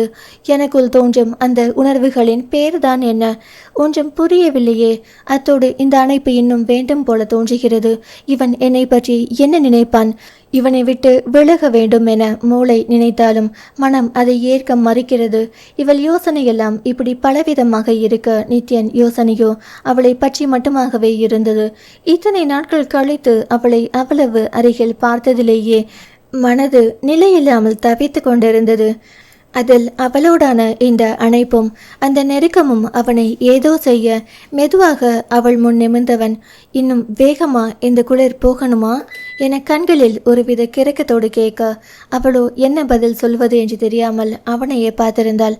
அவனது பார்வை அவளுக்கு ஏதோ ஒரு புதுவிதமான அவஸ்தையை கொடுக்க கண்களை தாழ்த்தி கொண்டாள். விரல்களால் அவள் தாடையை பற்றி நிமிர்த்தி தன் கண்களை பார்க்க செய்தவன், போகணுமா வேண்டாமா என முகத்தில் குறுஞ்சிரிப்புடன் ஒற்றை புருவம் உயர்த்தி வினவினான். திடீரென்று ஏன் இப்படியெல்லாம் செய்கிறான் என நினைத்தவளுக்கு பேச்சே வரவில்லை. அவளது முகம் சிவக்க தொடங்க அவளையே பார்த்திருந்தவன் சட்டென்று எதை பற்றியும் யோசிக்காமல் அவளது இதழ் நோக்கி குனிந்தான். அவள் பிரமிப்புடன் அவனையே பார்த்திருக்க அவனும் அவளை ஆழ்ந்து பார்த்திருந்தான். அந்த பார்வை அவளை நிச்சயம் ஏதோ செய்தது. கடைசியாக அவனை நேருக்கு நேர் பார்த்தபோது கூட இதே போன்ற பார்வைதான். என்ன ஒன்று அந்த உணர்வுதான் மாறியிருந்தது. இரண்டும் என்ன விதமான பார்வை என்பதை தான் அவளால் புரிந்து கொள்ள முடியவில்லை. ஆனால் பல நாள் அவளை அந்த பார்வை தூங்க விடாமல் செய்திருக்கிறது. எப்போது நித்யனை வேண்டாம் என ஆராத்யா நிராகரித்தாலோ அப்போதிலிருந்து அவனை தான் நினைத்து கொண்டிருக்கிறாள். அண்ணனிடம் தன்னை பற்றி சொல்லிவிட்டானே, வீட்டினரை எதிர்த்து பேச வைத்து விட்டானே என அவன் மீதுதான் அத்தனை கோபம். அதனால் அவனை திட்டுவதாக நினைத்து கொண்டு அவனை தான் நினைத்திருந்தாள். அதன் பிறகு அன்று ஃபால்ஸில் நடந்ததில் அவன் தவறு எதுவும் இல்லை என்று தெரிந்து கொண்டு அவனை தவறாக பேசிவிட்டோமே என்ற குற்ற உணர்வில் அவனையே நினைத்திருந்தாள். இதெல்லாம் அவனை நினைக்க ஒரு காரணம்தான் என்றாலும் கடைசியாக அவன் பார்த்த அந்த பார்வைதான் அவளை தூக்கத்தில் கூட வந்து இம்சை செய்து கொண்டிருந்தது. கனவில் கூட அந்த பார்வையை கண்டு எத்தனையோ முறை கண் விழித்திருக்கிறாள். இப்போதும் கூட அவன் கண்களை அருகில் கண்டதும் மூச்சு விடவும் மறந்து போனாள். ஏற்கனவே அவன் அணைப்பில் வெப்பம் ஏறி இருக்க இப்போது இருவரும் அருகருகில் கண்களை பார்த்து கொண்டிருந்ததில் அவள் உடல் தகிக்க தொடங்கிவிட்டது. கொஞ்ச நேரத்திலேயே ஆராத்யாவுக்கு நடுக்கம் நின்றுவிட என்ன நினைத்தானோ பற்றென்று அவளை விளக்கினான். அவளை நிமிர்ந்து கூட பார்க்காமல் உனக்கு நடுக்கம் நின்றுடுச்சு பாரு என்றவன் அதற்கு மேல் வார்த்தைகளை தேட அது கிடைக்காமல் போயிற்று. அந்த கோபத்தில் எல்லாரும் வந்துடுவாங்க, சீக்கிரம் கார்ல இருந்து இறங்கி வா என்றவாறு அவள் பதில் சொல்வதற்கு முன்பாகவே காரில் இருந்து இறங்கி கொண்டான். வெளியில் நின்று தலையை உலுக்கி தலையில் தட்டியபடி ஏதேதோ செய்து கொண்டிருந்தான். இவன் என்ன நினைக்கிறான், என்ன செய்கிறான் என ஒன்றும் புரியவே இல்லை. எதற்காக என்னை நெருங்கினான்? இப்போது எதற்காக இவ்வளவு வேகமாக விலகி செல்கிறான்? இவன் மனதில் என்ன தான் இருக்கிறது? ஒன்றும் புரியாமல் குழப்பத்தோடு காரில் இருந்து ஆராத்யா தானும் இறங்கி கொண்டாள். கண்டிப்பாக நடுக்கம் நிற்பதற்காக மட்டும் அவளை நெருங்கவில்லை என ஆராத்யாவுக்கு புரிந்துதான் இருந்தது. அப்படியானால் அவனும் தன்னை நினைத்து கொண்டுதான் இருந்திருப்பான் போல. எப்படி மறப்பான்? வேண்டாம் என்று சொன்ன நானே அவனையே நினைத்து கொண்டிருக்கும் போது அவனை நிராகரித்த கோபத்தில் என்னை நினைத்து கொண்டிருந்திருக்கலாம். அப்படி இருந்தாலும் இப்போது அவன் பார்த்த பார்வையில் நேசம் இருந்ததே. ஒருவேளை அது சாதாரண அன்பாய் இருந்தால் அப்படி இருக்க வாய்ப்பில்லை என்றே தோன்றியது. ஏனெனில் திருமண பேச்சுக்கு முன்பு வரை கட்டி அணைத்தாலும் அதில் ஒரு கண்ணியம் இருந்தது. ஆனால் இப்போது இவனின் பார்வையில் ரசனை தெரிந்தது. அப்படியானால் இவனுக்கு என்னை பற்றி வேறு ஏதேனும் எண்ணம் இருக்குமோ? நான் வேண்டாம் என்று மறுத்ததும் என்னை பற்றியே நினைத்து என்மேல் நேசம் வந்திருக்குமோ? இருக்கலாம் என்றுதான் அவளுக்கு தோன்றியது. இல்லையெனில் இவ்வளவு நாள் கழித்து பார்த்த என்னிடம் திடீரென்று அவனால் இப்படி நெருங்க முடியுமா? எப்படி யோசித்த போதும் அவனை பற்றி தவறாக நினைக்க மட்டும் ஆராத்யாவுக்கு மனம் வரவில்லை. இத்தனை நாட்களில் ஓரளவு அவனை பற்றி தெரிந்து வைத்திருந்தாள். தவறாக நினைக்க 1000 வாய்ப்புகள் இருந்த போதும் இப்போதெல்லாம் அவனை சரியாக நினைக்க மட்டுமே தோன்றியது. தீபிகாவும் ஆனந்தனும் வந்துவிட 4 பேரின் முகங்களுமே வேறு வேறு உணர்வுகளை பிரதிபலித்து கொண்டிருந்தது. ஆனந்தன் குழப்பத்திலும், தீபிகா சந்தோஷத்திலும், நித்யன் குற்ற உணர்விலும், ஆராத்யாவோ நித்யன் ஏன் அப்படி நடந்து கொண்டான் என்று புரியாத உணர்விலும் நின்று கொண்டிருந்தார்கள். இரவு கொஞ்ச நேரம் அங்கே நின்று இரவின் அழகில் அந்த விளக்குகளின் வெளிச்சத்தில் நீர்வீழ்ச்சி எவ்வளவு அழகாக இருக்கிறது என்பதை பார்த்து ரசித்தார்கள். அவ்வளவு நேரம் தங்களுக்குள் உழைஞ்சு கொண்டிருந்தவர்கள் ஒரு வழியாக அதை விட்டு வெளியே வந்து அந்த அழகை ரசிக்க தொடங்கியிருந்தார்கள். எல்லோரும் எங்கேயாவது ரெஸ்டாரண்ட் சென்று சாப்பிட்டு விட்டு செல்லலாம் என ஆனந்தன் சொல்ல நித்யனோ முக்கியமான வேலை இருப்பதாக மறுத்துவிட்டு கிளம்பிவிட்டான். ஆனந்தனுக்கு யோசனையாக இருந்த போதும் இங்கே அவனுக்கு வியாபார பேச்சுவார்த்தைகளும் நடந்து கொண்டிருக்கிறது என்பதால் சரி என்று சொல்லிவிட்டான். மறுநாளே ஆராத்யாவும் ஜுரம் வந்துவிட அதற்கு பிறகு அவர்களால் எங்கேயும் வெளியே செல்ல முடியவில்லை. 2 நாள் வரை கூட இருந்து பார்த்துவிட்டு ஆனந்தன் இந்தியாவுக்கு கிளம்பிவிட்டான். ஆராத்யாவுக்கும் தீபிகாவுக்கும் அவர்கள் இன்டர்ன்ஷிப் சென்ற சாஃப்ட்வேர் கம்பெனியிலேயே அவர்களுக்கு வேலை கிடைத்துவிட்டது. முதலில் 2 வருடங்கள் எங்களை பிரிந்திருந்து விட்டாள். இனியும் இருக்க வேண்டாம், வந்துவிடு என சொன்ன அம்மா அப்பாவை சமாதானப்படுத்தி கொஞ்ச நாட்கள் மட்டும் வேலை பார்த்துவிட்டு வருகிறேன் என சமாளித்தாள். வேண்டவே வேண்டாம் என பிடிவாதம் பிடித்தவர்கள் இறங்கி வந்து 6 மாசம் மட்டுமே அங்கே வேலை செய்ய வேண்டும், அதற்கு பிறகு இங்கே வந்துவிட வேண்டும் என சொல்ல மறுத்தாள். இப்போதை கிளம்பி வா என சொல்லிவிடுவார்களோ என ஆராத்யாவும் ஒத்துக்கொண்டாள். யூனிவர்சிட்டியை விட வெளியுலக அனுபவம் நன்றாக தெரிந்தது அங்கே வேலைக்கு சேர்ந்த பிறகுதான். யூனிவர்சிட்டியிலாவது பிடித்தால் பேசலாம், இல்லையேல் ஒதுங்கி சென்று விடலாம். ஆனால் வேலையிடத்தில் அவ்வாறு இருக்க முடியவில்லை. பிடிக்காவிட்டாலும் வேலையாக வேண்டுமென்றால் வழிய சென்று பேச வேண்டியிருந்தது. சில அவமானங்கள், துரோகங்கள், பாராட்டுக்கள் என எல்லாமே சமமாக கிடைத்தது. முதலில் எல்லோரையும் எளிதாக நம்பி அவர்களின் மூலம் துரோகங்கள் பரிசாக கிடைக்க அதையே அவளை அவமானப்படுத்தவும் பயன்படுத்தி கொண்டார்கள். வீட்டுக்கு செல்லப்பிள்ளையாக அந்த கூட்டிலிருந்து அப்போதுதான் வெளியில் வந்திருந்தவளுக்கு இதையெல்லாம் கடக்க சற்று சிரமமாகத்தான் இருந்தது. ஆனாலும் எப்படியும் ஜெயித்தே ஆக வேண்டும் என ஒரு பிடிவாதம். பாட்டி ஒரு முறை அவளிடம் சொன்னது இப்போது ஞாபகம் வந்தது. பெண்களிடம் பிடிவாதம் இருக்க வேண்டியது அவசியம்தான் தங்கம், ஆனால் அது எதிலே என்பதில்தான் நமக்கு தெளிவு இருக்க வேண்டும். மற்றவர்களை மதிக்காத அந்த திமிரில் வரும் பிடிவாதம் தேவையில்லை. மற்றவர்கள் சொன்னதை காதலியே வாங்காமல் தான் செய்யும் செயல் தான் சரி என்ற கர்வத்தில் வரும் பிடிவாதமும் தேவையில்லை. ஒவ்வொரு பெண்ணும் தன் முடிவை தானே எடுக்கும் போது அதில் மிகுந்த சந்தோஷம் அடைவாள். இந்த விஷயத்தில் அவள் பிடிவாதம் சரிதான், ஆனால் அந்த முடிவு எப்படிப்பட்டது என்பதில்தான் அவளுடைய புத்திசாலித்தனம் இருக்கிறது. ஒருவேளை அது தவறாக போனால் எடுத்து சொல்லி புரிய வைக்கும் பெற்றோரையும் உடன் பிறந்தவர்களையும் பிடிவாதமாக எட்டி நிறுத்தாமல் தன் முடிவிலும் ஏதாவது தவறாக இருக்குமோ என்று ஆழ்ந்து யோசிக்க வேண்டும்.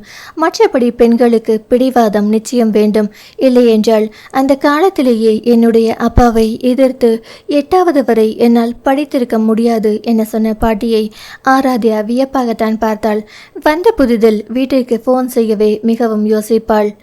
ஏனெனில் முதல் கொஞ்ச காலம் தன்மேல் எல்லோருக்கும் வருத்தம் இருந்தது. நாளாக அது சரியாகி அதற்கு பிறகு தன்னை பற்றிய ஏக்கம் அவர்கள் கண்களில் தெரியும். அதையெல்லாம் கடந்து வருவது ஆராத்யாவுக்கு சிரமமாக இருந்தது. அம்மா பேசும்போது, தியா குட்டி எப்படா வருவ, உன்னை பார்க்கணும் போல இருக்கு, ஆனால் உன்னை பார்க்க வந்தா வீட்டுக்கு வந்து உன்னை நினச்சி அழுது எனக்கு உடம்பு சரியில்லாமல் போயிடுது, அதனால் அப்பா அழைச்சிட்டு வர மாட்டேங்கிறார், இல்லைனா உன் அண்ணன் கூட நானும் வந்து பார்த்துட்டு வருவேன் என வருத்தமாக சொன்னார். என்னம்மா நீங்க, நான் என்ன இங்கேவா இருந்துட போறேன், படிப்பு முடிஞ்சதும் வீட்டுக்கு வந்துடுவேன் தானே, அப்புறம் ஃபுல்லா உங்க கூட தான் இருப்பேன், பின்ன ஏன் கவலைப்படுறீங்க, அப்பா எது சொன்னாலும் அது உங்க நல்லதுக்கு தான் இருக்கும், அதுதான் என் பர்த்டேக்கு வந்துடுறீங்களே அப்புறம் என்ன புன்னகையுடன் கேட்பாள். அட போதியா குட்டி, உனக்கு என்னை பார்த்தா சிரிப்பா இருக்கா, என் கஷ்டம் உனக்கு புரியவே மாட்டேங்குதே என அம்மா ஆதங்கப்படுவாள். என்னம்மா எனக்கு உங்கள் கஷ்டம் புரியாதுன்னா சொல்கிறீங்க, அதே கஷ்டத்தை தானே நானும் அனுபவிச்சுக்கிட்டு இருக்கேன். அங்கே உங்களுக்கு அப்பா இருக்கார், அதோட பாட்டி அண்ணன் எல்லாரும் இருக்காங்க, ஆனால் இங்கே எனக்கு தீபிகாவை தவிர யார் இருக்கா சொல்லுங்க, நான் ஏன் பொறுத்துக்கிட்டு இங்கே இருக்கேன், எல்லாமே படிப்புக்காக தானே, கொஞ்ச நாள் தாமா அப்புறம் எல்லாம் சரியாயிடும் என அவருக்கு ஆறுதல் சொன்னாள். எனக்கு புரியுது தியா குட்டி, ஆனால் ஒத்துக்கதான் மனசு வர மாட்டேங்குது. சரி நீ நல்லா படி, அப்புறம் தீபிகா மட்டும்தான் உனக்காக இருக்கான்னு யோசிக்காத, ஒரு ஃபோன் பண்ணால் போதும், என்ன பிரச்சனைனாலும் நாங்கள் உடனே கிளம்பி வந்துடுவோம் சரியா என கேட்க ஆராத்யா சந்தோஷமாக தலையாட்டினாள். அவர்களை கூப்பிடும் அளவுக்கு இங்கே என்ன பிரச்சனை வரப்போகிறது என நினைத்து கொண்டாள். இதுவரை எந்த பிரச்சனையும் அவளுக்கு இருந்ததுமில்லை, அவள் வரவிட்டதுமில்லை. தீபிகா கூட சில சமயங்களில் புதிதாக வேலைக்கு சேர்ந்தவர்கள் என்பதால் வேண்டுமென்றே அதிக வேலை கொடுக்கிறார்களே என ஏதாவது முகம் சுளித்து பேசுவாள். ஆனால் ஆராத்யா என்ன வேலை கொடுத்த போதும் யாரிடமும் எந்த எதிர்ப்பும் காட்ட மாட்டாள்.